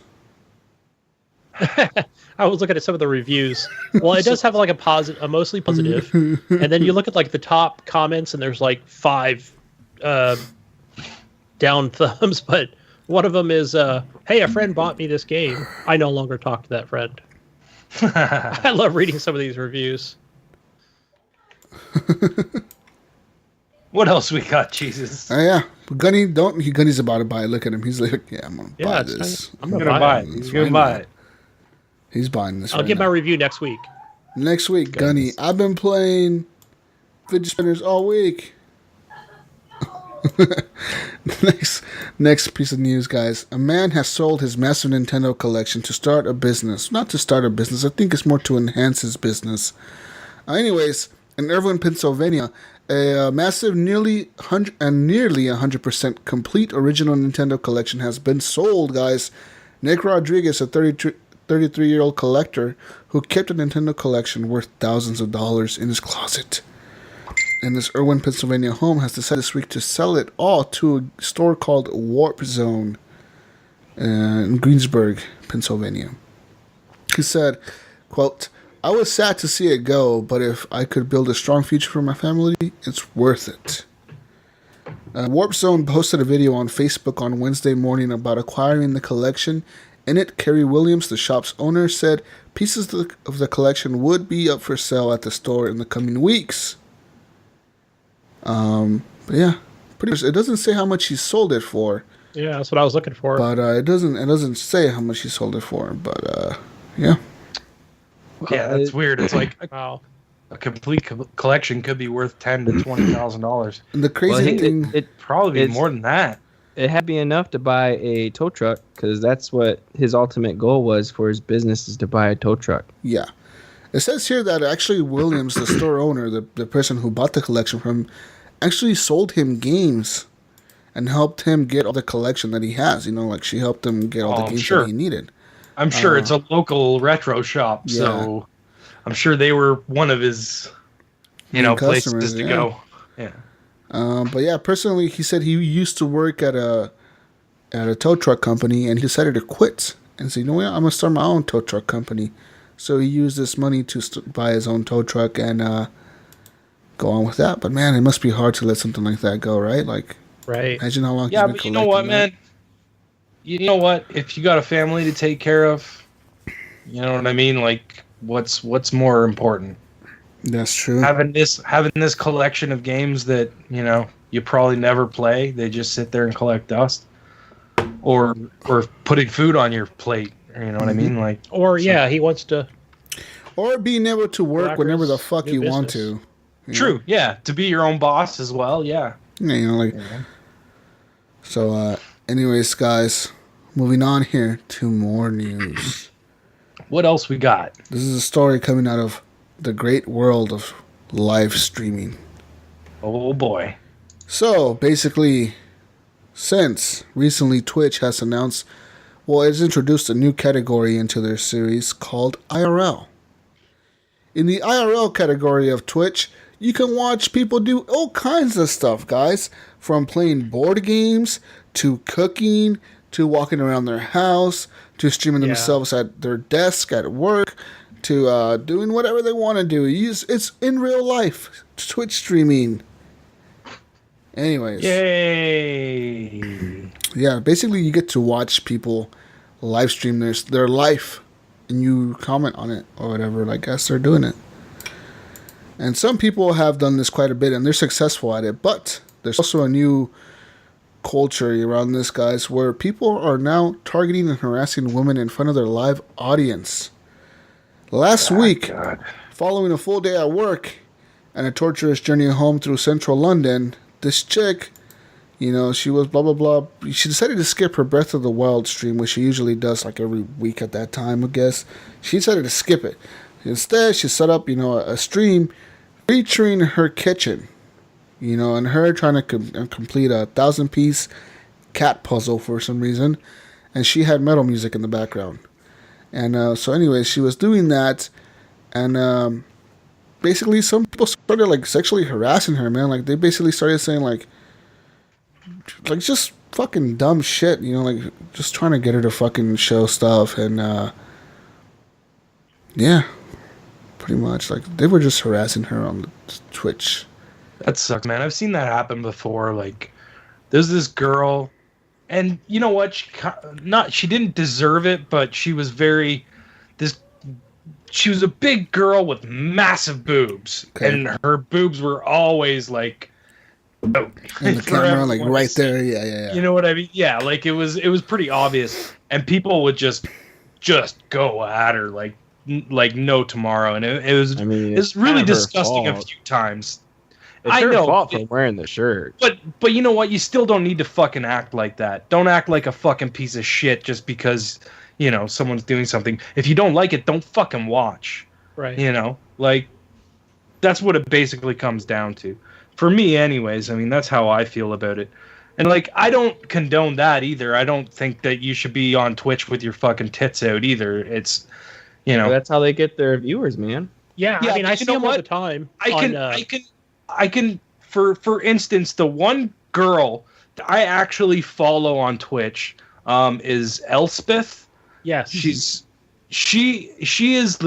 like a voice actor, so she's like always making voices and stuff while she's playing games and doing weird shit. I think I've talked about her before. I got her to sing "Oh Canada" in Butters' voice because she does really good Butters from South Park. And I got her to sing that one time on her stream, which was pretty funny. But she is like really cool, like, and she's not being sexual. I like her. Yeah, she's playing beautiful, but she doesn't show her boobs all the time. Yeah, and she's a good looking girl. Like she's not a bad girl. Hey, when I do my stream, I stimulate my nipples and I let them. I get those things pointed out there. Oh, yeah, and take off your shirt. Dude, I had so many views. Put some oil in the hair and. A lot of them were just creepy old men, but hey. Basically, this chick said someone called hashtag jazz boys were like people got into her stream and they started like using this hashtag, like hashtag jazz boys, come in here and fuck this girl up. And she was like, oh, here comes the trolls. So basically she said she knew it was going to happen after that. So she just like went along with it. And then they hosted her channel on their channel. So like how you can host other people's streams on your stream. They did that to her stream. So she was like, okay, whatever, like doesn't matter. And then basically they were like trying to troll her and they were telling her to shove pieces up her ass, says here. And they started like telling her why she felt like it was appropriate to be a slut on Twitch, to get viewers and donations. Like, why was she doing this? Blah, blah, blah. Basically, she said she ignored him, and like after a few minutes, like after like 5 or 10 minutes, they left, saying like, you know what, this chick is boring. Let's go find someone else. That's what they said. Well, she did. It's like, so what? This is like a group of people that just goes around harassing women. Pretty much. Like, that's what she's trying to say. Wow. Like, the hashtag jazz boys are a bunch of assholes on Twitch. And hey, and she did the right thing by just ignoring it because they ended up just going away. Yeah. And I'm looking at the picture, and she's wearing a shirt, a t-shirt, she's not being slutty at all. She's putting a puzzle together, for crying out loud. She's got a cup of coffee. She's like, what? How is she like being right? sexual? She's wearing her the library glasses, So yeah. Like I just think that people think that just because girls are gamers, they're trying to sexualize themselves for some reason. I don't think that's the truth. I personally have met a lot of girl gamers that are fucking awesome people, man. Like, they're better at games than I am sometimes, and I'm like, fuck, this chick is like really good at this fucking game. How the fuck? Like, I met girls playing Battlefield 1 or like Battlefield 4 that were like way more into the game than I was. They like knew how to do shit that I didn't even know how to do, and I'm like, fuck, I thought I was good at this game. But it's just like these girls, they get into these games and they play like that one game and that's it. So they get really fucking good at it, you know what I mean? Like, there's people that play Titanfall and that's all they ever play is Titanfall, or all they ever play is Halo or Call of Duty, or mostly it's Call of Duty where the girls are at. But yes, Call of Duty for sure. Call of Duty is a big one. But girl gamers are real, man. They're really out there. I've met plenty of them in my life. Oh yeah. And we have girl gamers that listen to our show, so shout out to you. Don't let people fucking harass you. Fuck that bullshit. Yeah. Harass them back. Yeah. Tell them they have a small pecker. There you go. I was going to say exactly that. No. Listen. No, yeah. Because that's the thing. When you poke that bear, it's not going to stop. Yeah, just leave it alone. Just do what that girl did and fucking ignore them. Yeah, they're not even there. I'm sure she's also got better moderators now, or that are there to delete those people, ban people, block them. Yeah. I don't think I would ever watch her stream if she's just doing puzzles. No, but this is like she said she was gonna do she usually does like gaming streams. Like, she was gonna do Zelda Breath of the Wild, which she has been doing for the last few weeks. Which she got home from a frustrating day. But like, she felt like relaxing. Yeah. So she decided to do a puzzle instead. And she didn't want her viewers to not like have something to watch, because they're used to watching her every day at that time. So she was like, you know what, I'm going to do a puzzle for you guys, whatever, like. Because there's people that legitimately watch a certain Twitch streamer at a certain time every day or every week or every month or whatever. Like, they watch that one. They like become their friend. You know what I mean? Like, it's like the people that come watch us live on the show. You know what I mean? Like, we're like, they're becoming like our friends, because we see them like every week in the chat. We're like, hey guys, how's it going? Like, it's just a connection that you make with people, man. It's important. So don't be an asshat. And fuck you, man. If you're one of those dicks that runs around. Wait, what's going on in our chat right now? Is there anything going on? No, there's going on in the chat. I mean, Private Destro is asking why the fuck is Gunny a goddamn lieutenant in Battlefield 1? He's really still mad about that. I'm sorry, Private Destro, but you're not gonna get promoted. Why is Thomas trying to talk about sneaking? I don't know why he's trying. Thomas, I did add you to the Horrible Gamers group on Xbox. He's trying to be a lieutenant in Battlefield, Gunny. He wants your spot. Did you make him a lieutenant in Battlefield? No, he's still. I told him he's still a private. He's staying a private. Guys, moving on to more news. Not a peon. We're gonna talk about the 15 most bizarre video game collector's editions, and one of them is worth. What do you think? $10 million. Woo! $10 million. Is it? Please tell me it's the Defiance Collector's Edition. Oh, wait. Because I got that. It's sitting right here. Here we go, guys. Starting. What's 99? What is this? Is this a euro symbol? This is a pound symbol. What's 99 pounds? Starting at 99 pounds. Anyways, one of the number one on the list here is Dead Island Riptide. This is a weird ass collector's edition because this is the one with the bikini zombie. Yeah, I remember that. It featured like an actual like a bust of a woman in a bikini. Yeah. With blood on it, and like, why? Just why would we need this? Man. No, but it has like no arms. Much, I mean, it has like chopped off arms, blood all over it, chopped off head, blood all over it, like coming down of it, and like. Yeah, it was. I think that was only available in the UK. It was. Well. They didn't sell it in the US. That wasn't available. Oh right, she's in the Union Jack bathing suit. That's right. Yeah. It was. I think it was a game exclusive in the UK. It was called the Zombie Bait Edition. Yeah, Dead Island Riptide. That is cool. I remember that. There was a lot of controversy about that when that came out. That was £99, or whatever £99 converts to in the United States. That is number 1 on the list here. Number 2 on the list was Halo 3 Legendary Edition, which was $150. But this fucking weird thing came with the stupid ass Halo helmet. Yeah. I thought it was A sweet. life-size But you can't wear replica. it. Is it life size? It was big. It was pretty big. I had one for a long time. I had one, and then I got rid of it. If you want to run around looking like a Spartan, I guess you would buy this. No, you can't put the helmet on. Could your little kid put it on? See the little slot thing with the games in it? Oh, so it goes on there? That thing slides, like, it goes on top. The helmet goes on top of that. I like this next one that's out. Let's see here, yeah. So that was $150 in the US. The next one was the Witcher 3 Wild Hunt Collector's Edition. Dude, this will look sweet. Yeah, it would. Yeah. So basically, how much is it? What's he slaying, a griffin? Yeah, he's slaying a griffin. Cool. I'm not sure. This one doesn't have a price on it, actually. Yeah. So I don't know how much this one was. But yeah. I'd like to have all that. Basically, the weird thing about this collector's edition was that each of those figurines that you see there where Geralt is slaying that griffin was hand painted by a different, hand painted, each one of them. So I mean, some of them had better detail than other ones. Yeah. And some of them didn't even have faces because they were just kind of like half-assing it, like, fuck. I've been painting Geralt statue things for like the last 5 hours. I don't want to paint no more. And they're like, it was a Friday night. They're about to get off of work, so they decided to skip. Anyways. That would suck, though, if you got one. You got one of the shitty ones? Yeah, I would be pissed. Like, probably $300 for that thing.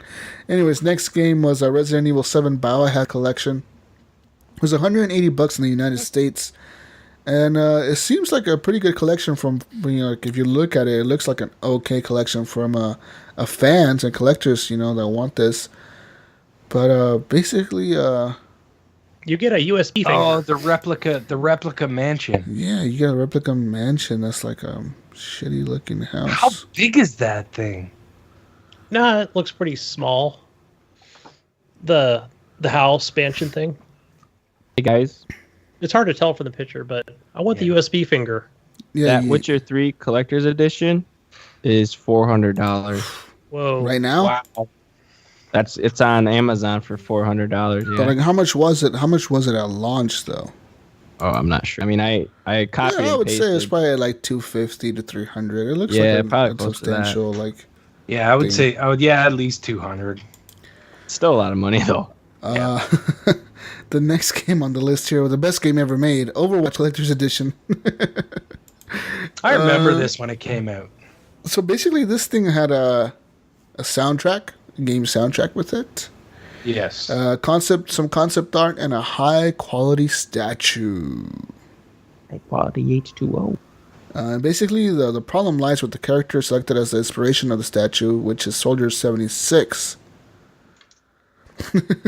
It says here, out of all the diverse and interesting heroes that they have to choose from, Blizzard went for the blandest of the bunch.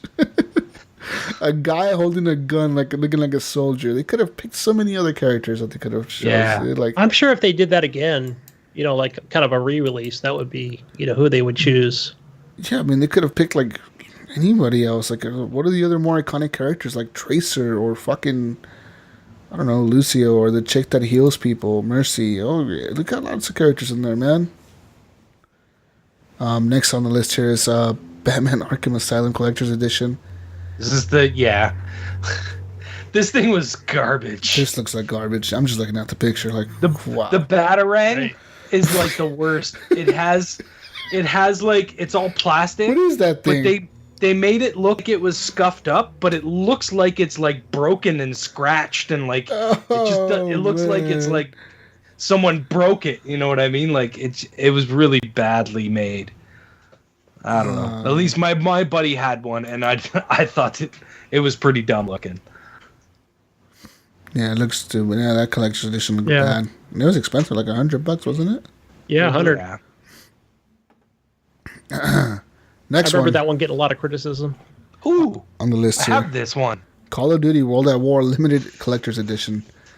This is when Call of Duty hit his stride, actually. He says the good folks over at Treyarch designed a collector's edition for World at War, with the piece de resistance being a stainless steel canteen inspired by the one that soldiers would carry into battle. Unfortunately, contrary to their preconceived expectations, the canteen is in fact sealed shut and banishes the label no liquor in it. Yeah, and it has a line that says for display only, not for drinking. Yeah. That's shit. I was just trying to find it. I have it here somewhere. Yeah, the canteen. Yeah, I can't figure it out. The top doesn't come off of it, so it doesn't. You can't use it. What the fuck's the point of it then? Just to have it? What the hell did I do with it? I don't even know where it is right That's like now. perfect guys. for getting. That's like perfect for getting drunk while gaming. Like, I got my Call of Duty canteen right here. I'm gonna put some whiskey in. Call my kill streaks. Call my dogs. And then you take a sip. Oh, I got my bouncing baddies. Gonna call my dogs in. And then you call the dogs in. Got my Springfield, got my bouncing baddies, got my puppies. We're ready to go. Real nice. Mm-hmm. Ryan's really looking for that damn thing, isn't he? Is he? Yeah, he is. He's trying to find it. He's somewhere yeah. in this fucking room full of shit. He has a pink frog back there. Oh, he found it! He found it! Ah! Oh, duty fucking thing. Canteen. I know the listeners can't see this, but it's on the show, guys. Live stream. This is pretty cool looking, though. I see that. It's all right. I mean, It's kind of. Did you wipe those letters off? Were they darker? no. You can barely see that. It's hard to see because of the glare. I can see it fine, like just looking straight on, and it's kind of dirty. It needs to be cleaned. I think if I shined it up a little bit, it might look a little better. But it's hard to see. World at War. The canteen. Anyways, guys. But I had that steel case box and all that shit too. Next on the list here is the Tron game. Tron Evolution Collector's Edition came out in 2010 for $129.99. To be fair, few would expect much from a collector's edition for a movie tie-in game anyway, but Tron Evolution still manages to undercut these lowered expectations. This version comes packaged with a light cycle model based on the game, based on the film, based on the book, but there's no hiding from the cheaply designed quality. In fact, the figurines is so dinky and tacky that reviewers have compared it to a McDonald's Happy Meal toy. Ouch, that looks pretty fucking dinky. Like, that's a big box too. Like, all you get is that little thing. Yeah. Big ass box. I like how they like make these huge boxes for these like tiny little things, right? Yeah. Next on the list here, Fear 3 Collector's Edition. That was a in game. 2011. Yeah, that was a good game. It says, the miracle of birth is a beautiful thing, except when the person giving birth is a pale cursed ghost with paranormal abilities and a penchant for murder. That doesn't dissuade Warner Brothers from shipping off a statue of a pregnant, naked Alma with the European Collector's Edition of Fear 3. Oh, boy. I remember Elma. The witch. The witch, right? The one. I'm pretty sure that's who that was. Yeah, it was. Don't look at the witch. Don't look at the witch. They have a statue of her naked, pregnant. Wow. Yeah, I know, right? Like, really weird. I just see the box. I don't see. Yeah, so the odd. No, that's her. That she's on the box right there she's in the middle there. That's so fucking weird looking. Like, if you look at the middle of the box, Gunny, yeah, that's it right there. Oh, okay. I see what you're saying now. Yeah. Yeah, she's standing there, like her hair is covering her boobs. Yeah. But she's pregnant with her belly sticking out. And yeah, that's weird. Here we go, guys. Next on the list here for $1,000. Dun dun dun. You would buy the Resident Evil 6 Leather Jacket Edition. Yeah, I remember. You see this here? You get a leather jacket. The game. Some other what the fuck is it? Figurines. A T-shirt. It's hard to read that. Anyways, but you basically DLC maps. You basically paid $1,000 for a Resident Evil 6 jacket. Yeah. And a copy of the game with some stickers and 4 tablet cases, whatever that means. But this was $1,000 pre-order edition. Oh. $1,000. Yeah, that's crazy. You want the $80 version, the $54 version? Yeah. Or the $1,000 version. Wow, fuck. Crazy. Let's see here. Next on the list here, Infamous Second Sons Collector's Edition was $80 in 2014. Basically, considering Infamous Second Son features a superhero with the power to control smoke, neon video, and concrete, you'll forgive me for suggesting that the inclusion of a beanie hat as the magnum opus of the game's collector's edition is something of a disappointment. So yeah, you got a beanie hat, a sweater jacket thing. It looks like a case, like a case. Yeah, it's a sweater for your game. You got a sweater for your game? You got a hoodie for your game. Yeah. What the fuck are you thinking? Got to keep it nice and warm, man. Keep it nice and warm. Who the fuck comes up with this shit? Those people up in Canada. Yeah. You guys keeping your games warm up there? Is that what you guys doing? I mean, if you leave it in your car in Canada, you can't let it freeze. You put sweaters on your game all the time? You might want to put a sweater on your Xbox. I don't know. I mean, this is fucking weird. Yeah, buttons. We should start making some sweaters for Xbox. We should make some sweaters for the podcast listeners to wear. So they can overheat. Mm-hmm. you don't make sure we're gonna get sued for that. Turn it on. It's just for those. And you also, but guys, you also got a beanie and some pins. Yeah, and that's it. Sure did. Man, I could put those pins on my on your beanie, denim jacket. Or you could put them on your game sweater. No, I think your game sweater's already got pins on it. You put more pins. You put like a really hipster. Put pins on the hat. I think the pins are the same pins that you get. Yeah. Oh, they're the same shit. pins. They're on his jacket. So it must be like the pins on Buddy's jacket in the game, I would assume, right? Wow. Some of these collector's editions are just wow. What's next? I'm waiting for Batman Arkham Knight's Batmobile Edition in 2015. Like the Dark Knight himself, the Batmobile Edition of Rocksteady's final game in the Arkham series managed to vanish out of sight with little warning.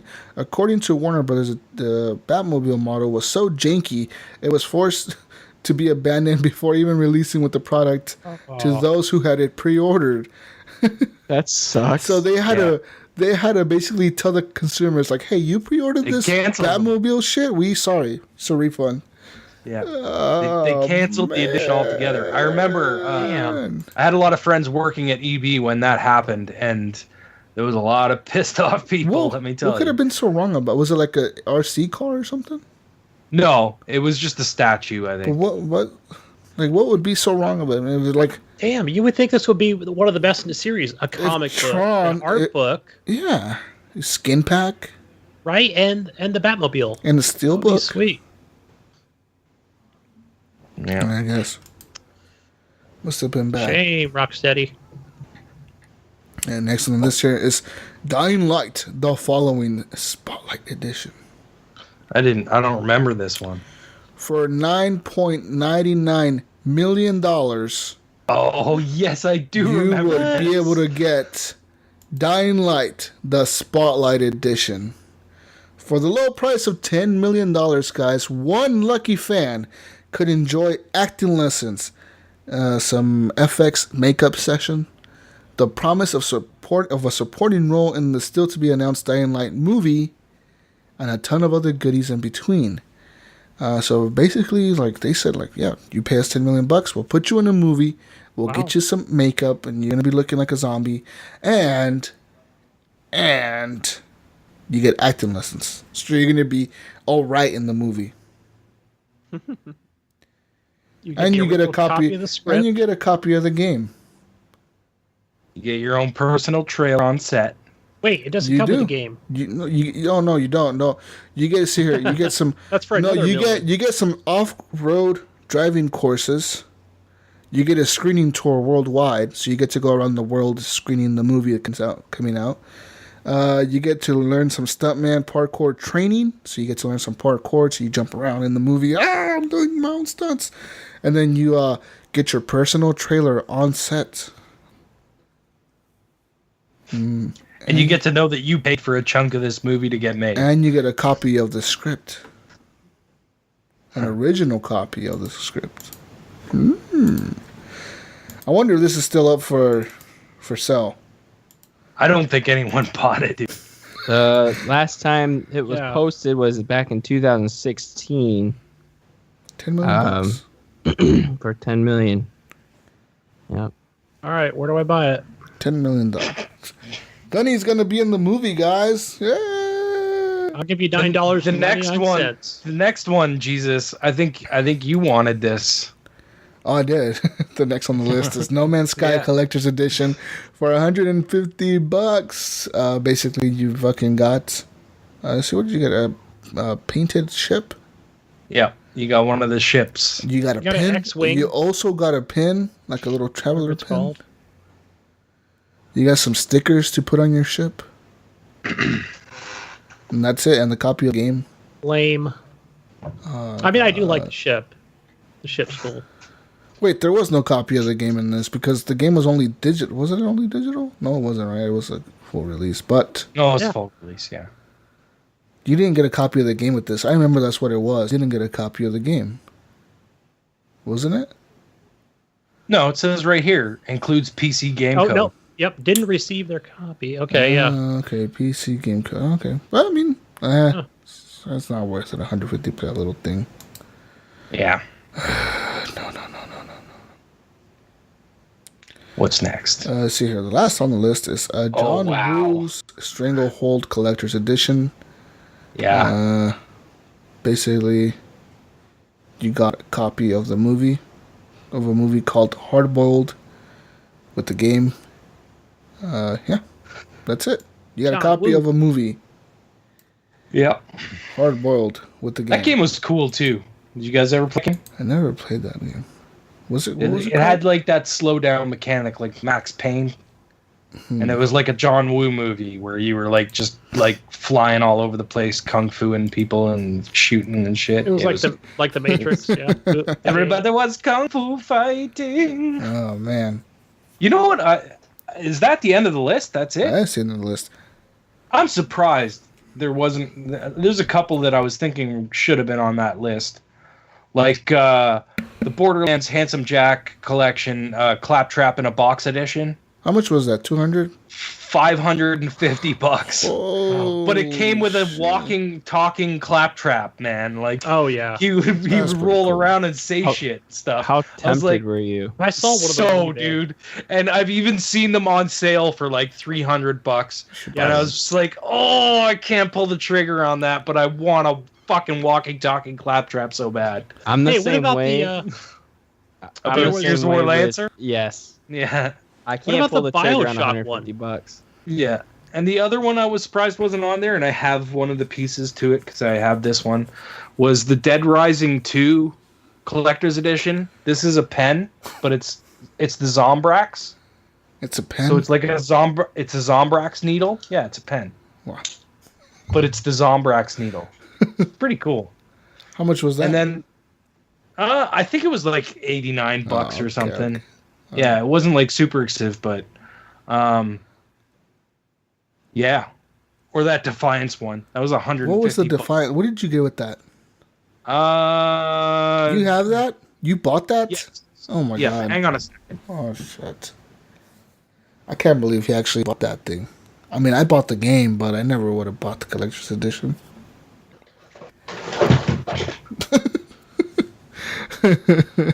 Oh, here we go. He's pulling out the box, guys. He's pulling it out. Whoa. Yeah. Okay, so the collector's edition came with a laptop bag, which was pretty cool. I actually use it to carry. I used to use it to carry around my laptop. Mm-hmm. It came with the game, the soundtrack, an art book, some stickers, some postcards, and then this it came in this, which is like an ammo box. It's actually kind of cool. It opens up and stuff. Okay. And the art box is in there and whatnot. And then one of the bad guys, you got a statue, and it's this guy here. I got him on my desk still. So, like, you got a lot of stuff with it. The thing that really ticked me off about that is I paid $150 for it, and, like, 2 months later, it was, like, $20. It was, like, super cheap. They were just trying to get rid of them. Oh, yeah. But you know what? I didn't really play the game much, but I really actually liked the TV show. The TV show was actually... It was a good show. It was a little weird and off the wall, but I liked it. I thought it was a good show. And it was actually filmed in Toronto and a few places around me, too. Which is pretty cool. But yeah. That's it, guys, for your collector's editions craziness. More news. Disney is being sued for reportedly spying on children with its game apps. Pervs. Disney is being sued over claims that some of its gaming apps collect personal information about young players and they share it illegally with advertisers. According to this, Disney has basically violated the COPPA agreement, which is the Children's Online Privacy Protection Act, which protects children's privacy through online sites and apps. And Disney is like, look, guys, we didn't do this. We're going to go to court and we'll fight you motherfuckers on this. They say that Disney has a robust COPPA compliance program and they maintain strict data collection and use policies for Disney apps created for children and families. And they know that, the complaint is based on a fundamental misunderstanding of the COPPA principles, and they look forward to defending this in court. So, yeah. Yeah, it's probably like another company. Yeah, it's another company that works with them, too. There's that works with them, yeah. They're just... So, Upsite and Unity and Coachava is 3 other companies that are with these apps. They're involved with these apps. And the plaintiffs are saying that they are all collecting data, but Disney, since they're licensing the app, I guess, they're being sued too. But I don't know, man. We'll see how it happens in court. I don't think they're going to... I mean, Disney's got enough money to fight it. They'll just either settle out of court They'll just throw lawyers at it. Yeah. They'll pay a fine of $1 million or whatever it is for it. But in 2014, Family Guy, the Quest for Stuff developer TinyCo, agreed to pay a $300,000 fine to settle charges brought against it from the FTC over claims that it violated the COPPA standards. So, yeah. Wow. But Disney's got money. Yeah. Yeah, Disney's got a lot of money, man. Speaking of people with money, this next story, another lawsuit. Speaking of more lawsuits, guys, Nintendo Switch is being sued. Nintendo company is being sued for making a shitty game controller for the Switch. No. What is what? it? For its No, they're getting sued by a company that has a patent similar to what the Switch is, with detachable controllers and I think it was you put tablets or something in the middle of this. It's called the WikiPad. The WikiPad, that's what it was. Yeah. It's an Android tablet that has controllers that you add on the sides. You slide onto the sides, yeah. So, but the thing is, they have a patent, right? So they have to defend themselves. Like, if you just let it go, then it doesn't matter. They have to say something. So, whatever. Well, if they had the idea first, then they're probably going to get a lot of money. Oh yeah. But it says here that they're not only asking for money; they're asking for the ban on Switch sales. On sales, yeah. They're not going to get that. They're saying they need to ban them. They'll get the money. They won't get the ban. It says here that the WikiPad team started out in 2012 with their gaming tablet, which promised elaborate features as glasses-free 3D gaming and as well as game streaming. However, it didn't work out that way when delays and shit made them change their design a little bit. But yeah. GameVice, the company who made it, eventually dropped it in favor for its add-ons for phones and tablets. Yeah, I mean, if the product isn't even a thing anymore, then they should just take whatever Nintendo offers them and run. Yeah, I think that's what they're doing. They just want to scam. In my opinion, they want to scam them. If they fight to get Switches taken off the shelf, they're gonna get fucking demolished. Nintendo's gonna squash them into the ground. That's fucking crazy, man. Yeah, because these were just like they only had a hybrid. That game basically had a hybrid. I don't even think they released it. So. Yeah, and then their other words they're using is Game Vice's vision. So it's like they didn't even have any working products really, or that were on shelves or in the marketplace. Okay. Well, we'll see. We'll see how this turns out because this is big news. Actually, the company is really pissed off. They're like, "Yeah, Nintendo just stole our shit. They're using our ideas. The fuck, Nintendo." And yeah, I'm looking at a picture of one of Game Vice's. They're not called Joy-Cons. They're called something else for them. It looked like a Game Gear to me. But they're actually using this with an iPad mini. And yeah, you basically attach these two things to the side of it. And it's like... just slide it in and... Yeah, it fucking works. And it has controllers to your tablets, which is pretty cool. But we'll see how that turns out. Let's see here. Speaking of more Nintendo news, I got one more story for you guys. It's not on the notes, but I got surprising you guys during your curveball this week. Hey. For our Japan listeners, as we were speaking to earlier in the show, My Nintendo Store will now start taking pre-orders for customizable Switch sets on August 22nd. Dude, speaking of customizable Switch sets, I saw one for Legend of Zelda. Like, this was like a customized... Oh my god, the Joy-Cons looked like all wood grain, and they were like all old, beat-up wood. Oh, it was so fucking sweet. I think someone posted it in our group. I can't remember, though. I saw it somewhere, and I was just like, wow, I wish my fucking Switch looked like that. It was awesome. This says here that starting August 22nd, you will be able to pre-order a Switch console anytime you want, without any concerns about the console going out of stock from this place. But it's on a first-come, first-served basis. And basically, they're going to sell the console, and it's a customized console, so that you can't cancel your pre-order, basically, they're saying. And it's going to ship on October 1st. But you can customize the console. You can make it look how you want it to look. And, yeah. That's cool. So only in Japan, though. Only in Japan. So, that's for our Japanese listeners. Hey! What the fuck? Thank you for losing our Japanese listeners. What? Shit, man. Fuck. No wonder we can't keep international. Doing all right. Fucking A. Ah, God, man. You people, I swear. Armored 3 DLC will now let you play as a humanitarian worker, Eric. Yay! So, Armored 3 is a popular shooter, but now there's a new DLC called Laws of War, where you will play as a new faction, the International Development and Aid Project, IDAP, and it will introduce it in scenarios based on international humanitarian law. The IDAP's goal is to rapidly respond to humanitarian disasters, and their gear loadouts will allow for roles like explosive ordnance disposal specialist.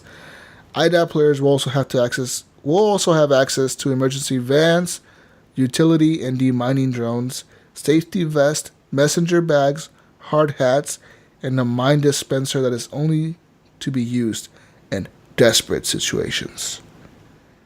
In addition, the DLC will feature a mini-campaign to introduce the new faction. In it, you'll play as IDAP explosive specialist Nathan MacDade, who will juggle deactivating mines, speaking with an investigative journalist, and getting to the bottom of what happened in Oreos Castro, Greece, by experiencing the events from the perspective of various sides, in recollections that span multiple periods of time. So, yeah. Cool. Basically, I forgot I had this game. I can still play it. You're going to be a humanitarian worker now. You don't shoot people. You save people, Gunny. I think this is like... I'm trying to think of some of the game modes that are out there.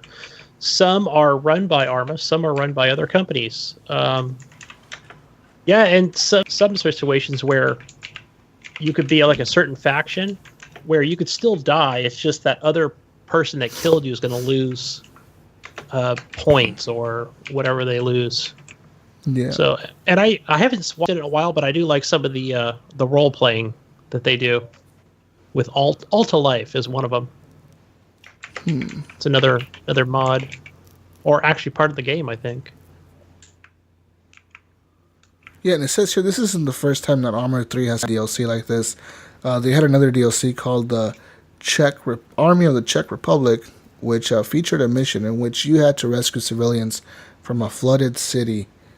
And but they say some proceeds of this DLC coming out will be donated to the International Committee of the Red Cross. Yes. And they say they will announce the total donations next year. So I guess they're going to try to sell them and they'll be like, hey, we raised $2 million for people. Yay!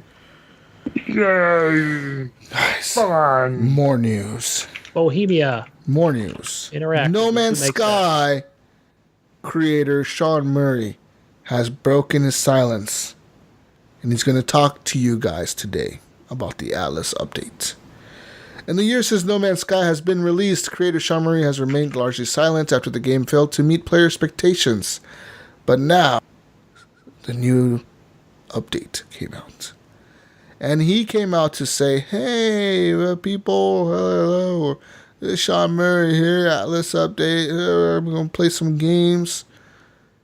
Basically, this update releases last week it released. And it basically is free to all players playing No Man's Sky on PC and PlayStation 4. And basically it focuses on improving the central story of No Man's Sky and adds the ability to quick travel to locations using portals. You can also co-op now in certain parts of the game and like run around with your buddies and collecting shit and doing all that cool stuff. Cool. But yeah, apparently the patch is really good. People are really enjoying it. But at this point, if you're still playing No Man's Sky, that means you enjoyed it anyways from the beginning. You know what I mean? Like you already liked it from way before.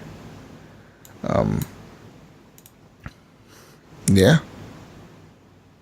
What do you think, Jesus? Gonna jump in and do some co-op? No. I mean, if I got another PlayStation 4 to play a Hellblade, maybe I can download No Man's Sky. Got me thinking, Gunny. Maybe I should. I'm surprised I haven't really seen it on sale. Yeah, well, because on PC, of course, but no one wants to buy this shit. That's why. Yeah. But yeah, let's see here. What other news do we have? Not a bad game, just badly marketed. Totally. Yeah, if they would have marketed it completely differently, it would have been a huge different story, and I think people would have really, really liked it. I think if it would have came out at $30 and just been really transparent about it, it would have done so well. 40 or whatever, like you would have liked it. And I think more people would have liked it. I really like the game. Consoles. I like the game. I just got kind of bored with it, like because when it came out, it was like really nothing to do, right? Like the whole point of the game was to travel to the center of the universe, but these planets were so huge that you're like, dude, I want to explore the whole planet, but you can't.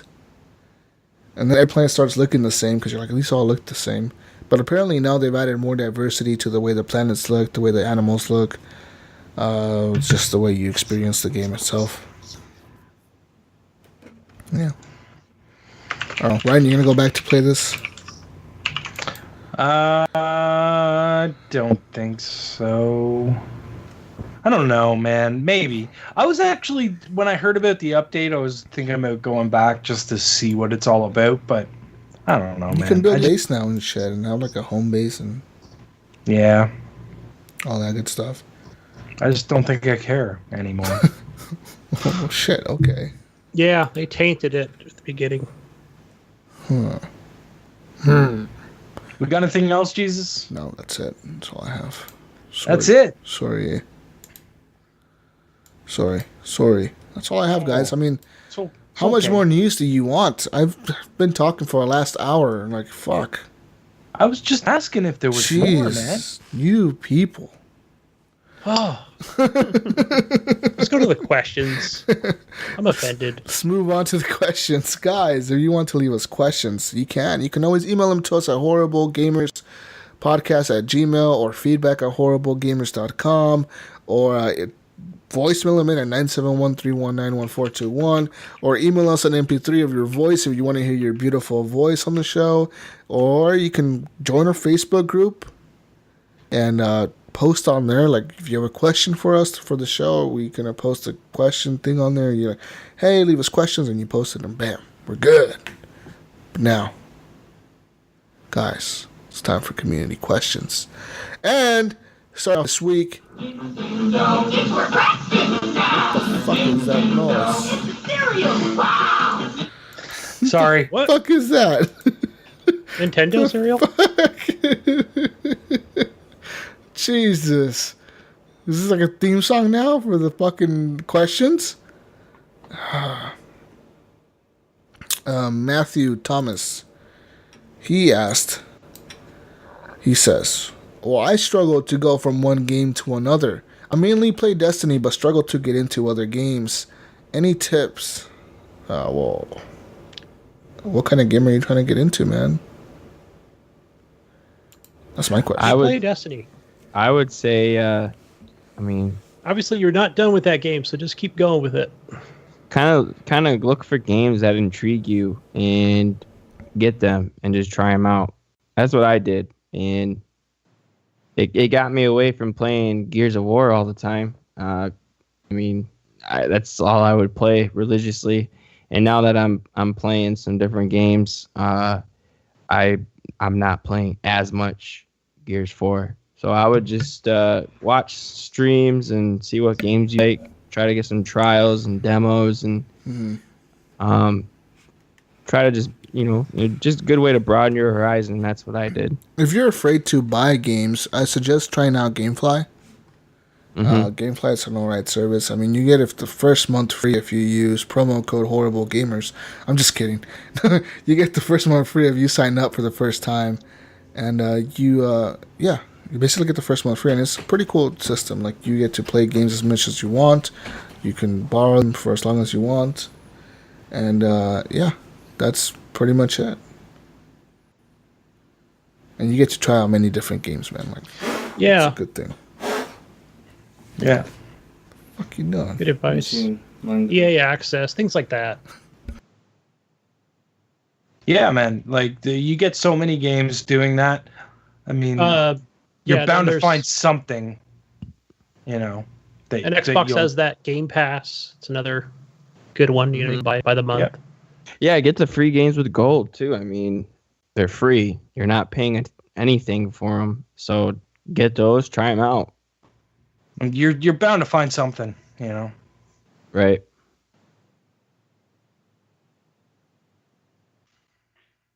All right. Sure, So, for sure.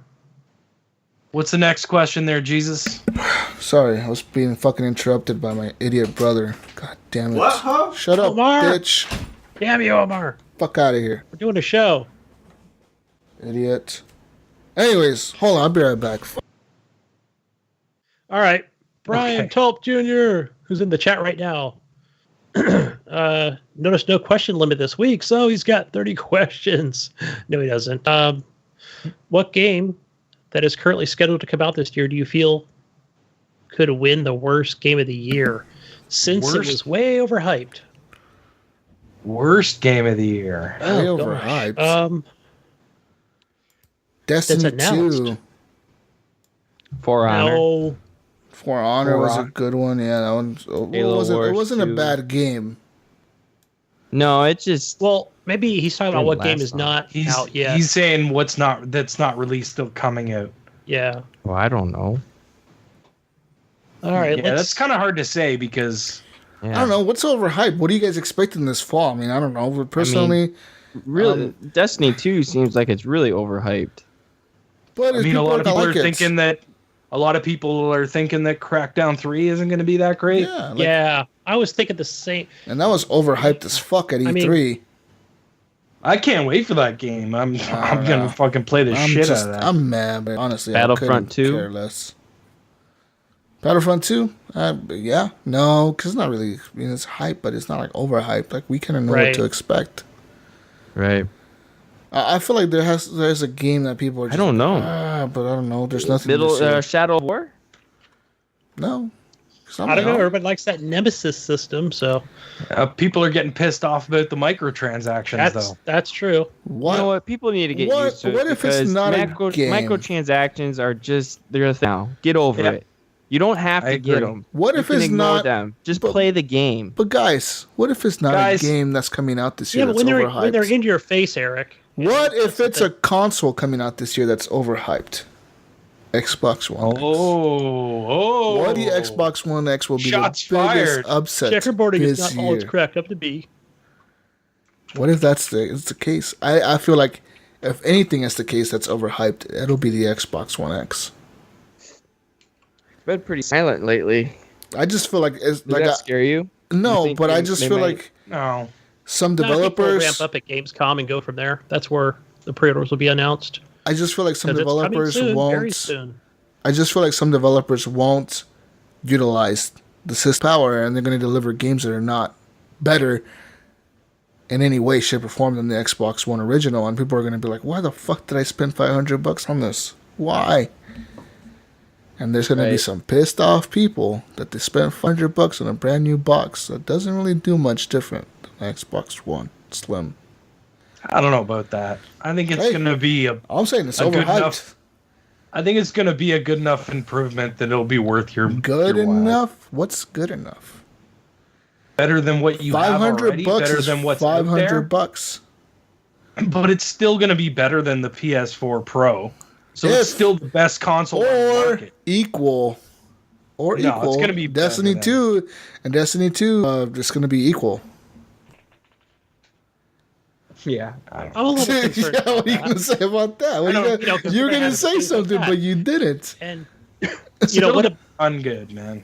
What about also when if a company chooses to not make it as good as it can be, then that's their fucking problem. Do you think companies might see backlash from that? Like the next Battlefield, the next Assassin's Creed, I don't think companies Saints Row, all these games that are going to be... Companies won't see shit. Well, who will see Microsoft?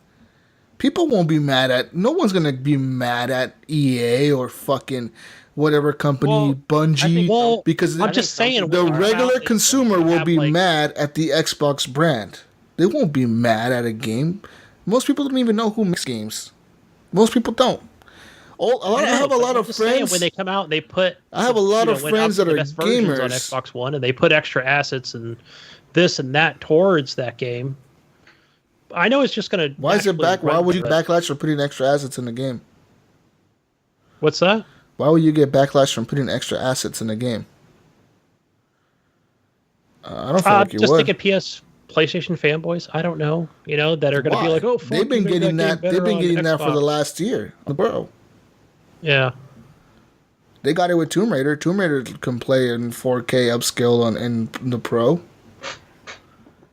So why would you get a backlash from that? You didn't see Xbox players going, "Oh, fuck you, Tomb Raider! Oh, fuck you." I guess the better question or thing I'm looking at is more towards where they might. But in the opposite way, Jesus, like turn it around the other way, where it's the PlayStation people that are getting the lesser version, and they'll cry.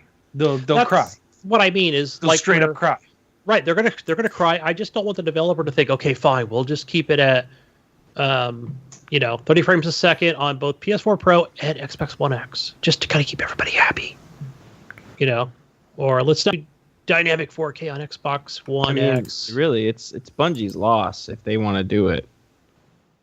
I was speaking more about. I mean, if I even buy Destiny 2, I think I'm going to buy it on PC. Probably the best version. Yeah. If that, I don't know. Maybe it won't be. And there's no restrictions on the PC, right? Oh, there has to be for multiplayer.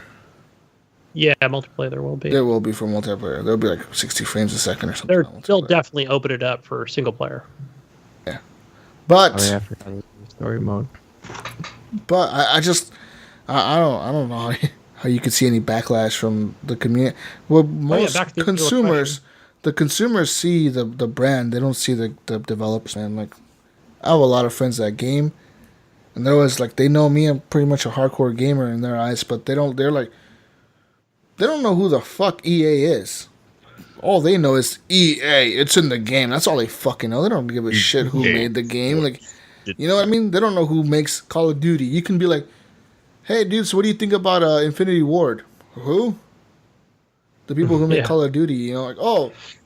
Yeah, they're cool. There's a lot of people that aren't like us that don't pay attention to the world as much as we do. And all they do is buy their Call of Duty every year and play it. You know, they don't even know that there's 3 different studios that work on that game. They don't. You know, I had a friend of mine ask me just the other day, hanging out with him, if GTA 6 was coming out. I was like, what the fuck did you just ask me? He's like, is GTA 6 coming out this fall? I'm like, what the fuck kind of stupid? What? How did you even hear this? Do you know Rockstar and how they work? Right? Do you know games? Do you know games? Like, what the fuck are you asking me right now? It was really weird, but yeah, I don't know. But the biggest upset, I think it could be the Xbox One X, being at $500. They're promising a whole lot, but we don't know yet, right? We could be completely wrong. I could be wrong. I could be like the best thing ever made. This is Jesus' second coming. You know, like fuck. But you never know. Next question. I can't think of any game that's been hyped this year. Madden 18. It's going to be the same people buying it. No, what's that one game? Assassin's Creed? If you're a Forza fan, you're going to buy it. Assassin's Creed has been kind of hyped. I don't think it's going to be like overhyped. I think it'll deliver.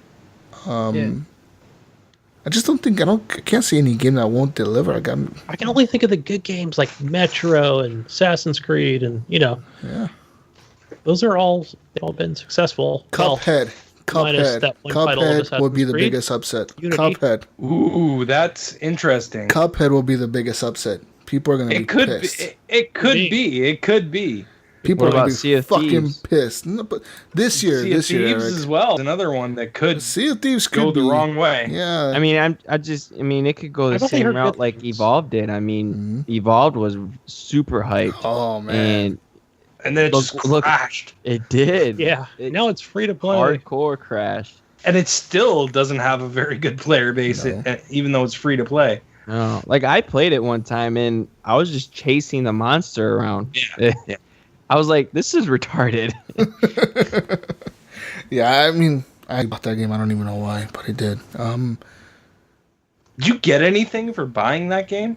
You get like a whole lot of regret. More skins, more players to play as, and more monsters. And you had to pay. No, you had to pay $15 so how about this? For monsters. How about this, Jesus? You had to pay for a game that went free to play eventually. Whatever. Interesting. We had a conversation last week about that was a full price game, though. That was a done. That was a done game. Full price. It didn't have beta. No, it didn't have. It wasn't called.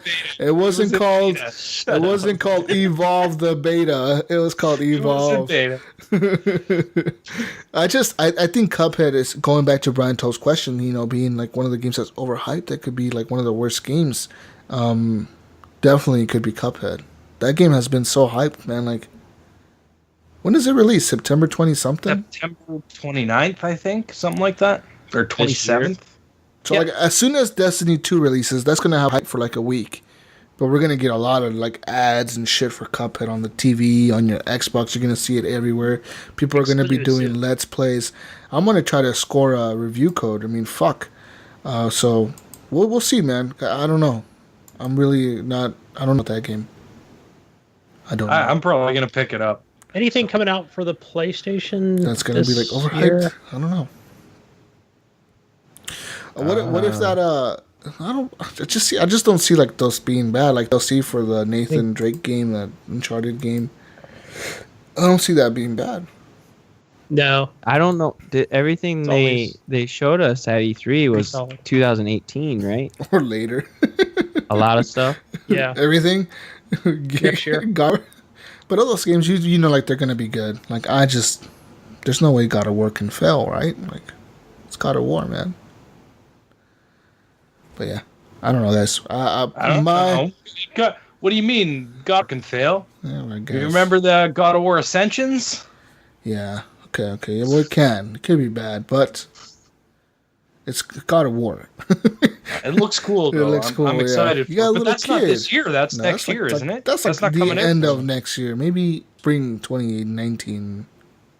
19? 18. Or 18, whatever. Yeah. I'm skipping years. No, 2019. Because what if like they delay it again next year? Like, hey, delay it again till next. You know, they probably wouldn't care anyway because they're trying to get the what is it? The Last of Us 2 going. No, that's not. I'd fuck the next 2 years. You don't think so? No way. You don't think so? No. Not 2018. No. It could be Call of Duty World War II or whatever it's called. I don't see Last of Us 2 till the PS5. It'll be like a launch game with the PS5. The bold statement, Cotton. Yeah, PS5 launch game exclusive. What about the Days Gone? Maybe that could be. I don't think it's this year. Hype too. I think it is this year. Is it? The gameplay looks sick. It might be early 2018. It looks okay. That's what I thought. It looks like The Last of Us, but like with the biker gang. Yeah. Like that's what it looks like. And the gameplay looks really cool. It looks fun, but I mean, like, so many points you could just kill so many zombies, and it's like, cool, dude. It's like the Angry Joe show. You want to play a zombie game?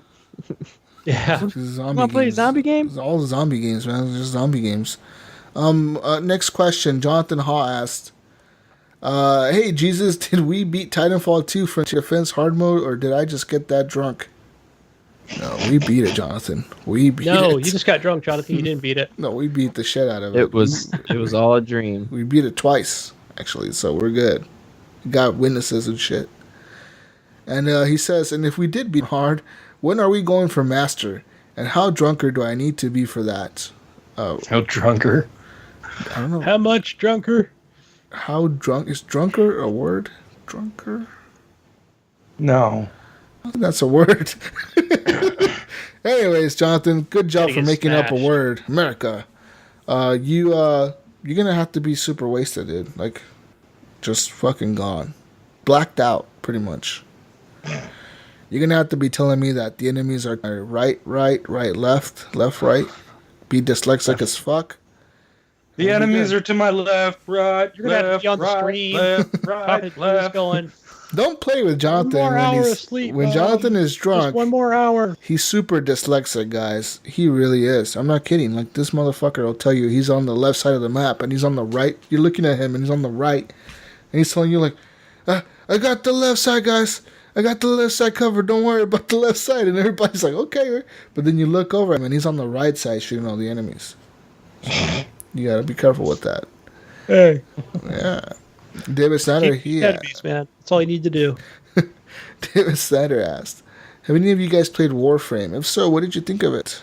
Oh, God. Man, it was like a poor man's Destiny. That's what I got from it when I played it. Yeah.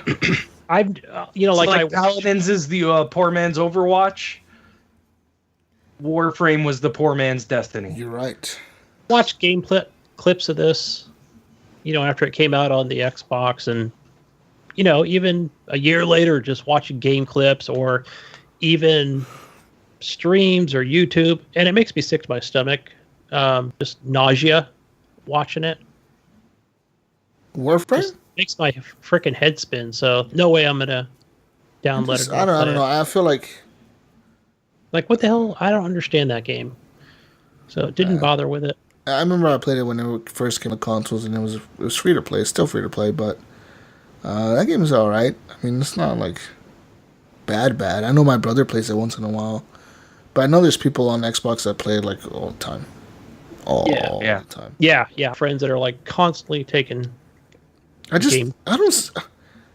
never thought that free to play games would be such a big deal on Xbox, dude. But like, I constantly see people playing Warframe and Gigantic and like what's the other game that went free to play? The one that came before Overwatch, Battleborn. Yeah. And like those other fucking games, I'm just like, what the fuck are you doing? Like, there's so many other games to play. Why are you playing that? Right. But like, maybe they want to play a free game. That's the beauty of it, right? You play a free game. All you got to pay for is the online, the internet, the subscription to Gold, and you're good to go. Yeah. That's it, guys. That's it. Done. Show's over. I want a fired. Twinkie. You guys are like falling asleep on me. You guys aren't talking. I'm done. Fuck this. I'm Hungry. I'm You hungry motherfuckers. I'm What are you talking to talking about, myself. man? I'm done. All right, fine. Finish it Done. then. We're done, motherfuckers. Too early. I lost the notes. It's only 9:30. God damn, I lost the notes here. Whatever. Whatever, you know where to find us. _@HorribleGamers on Twitter, on Facebook, facebook.com/HorribleGamers/groups.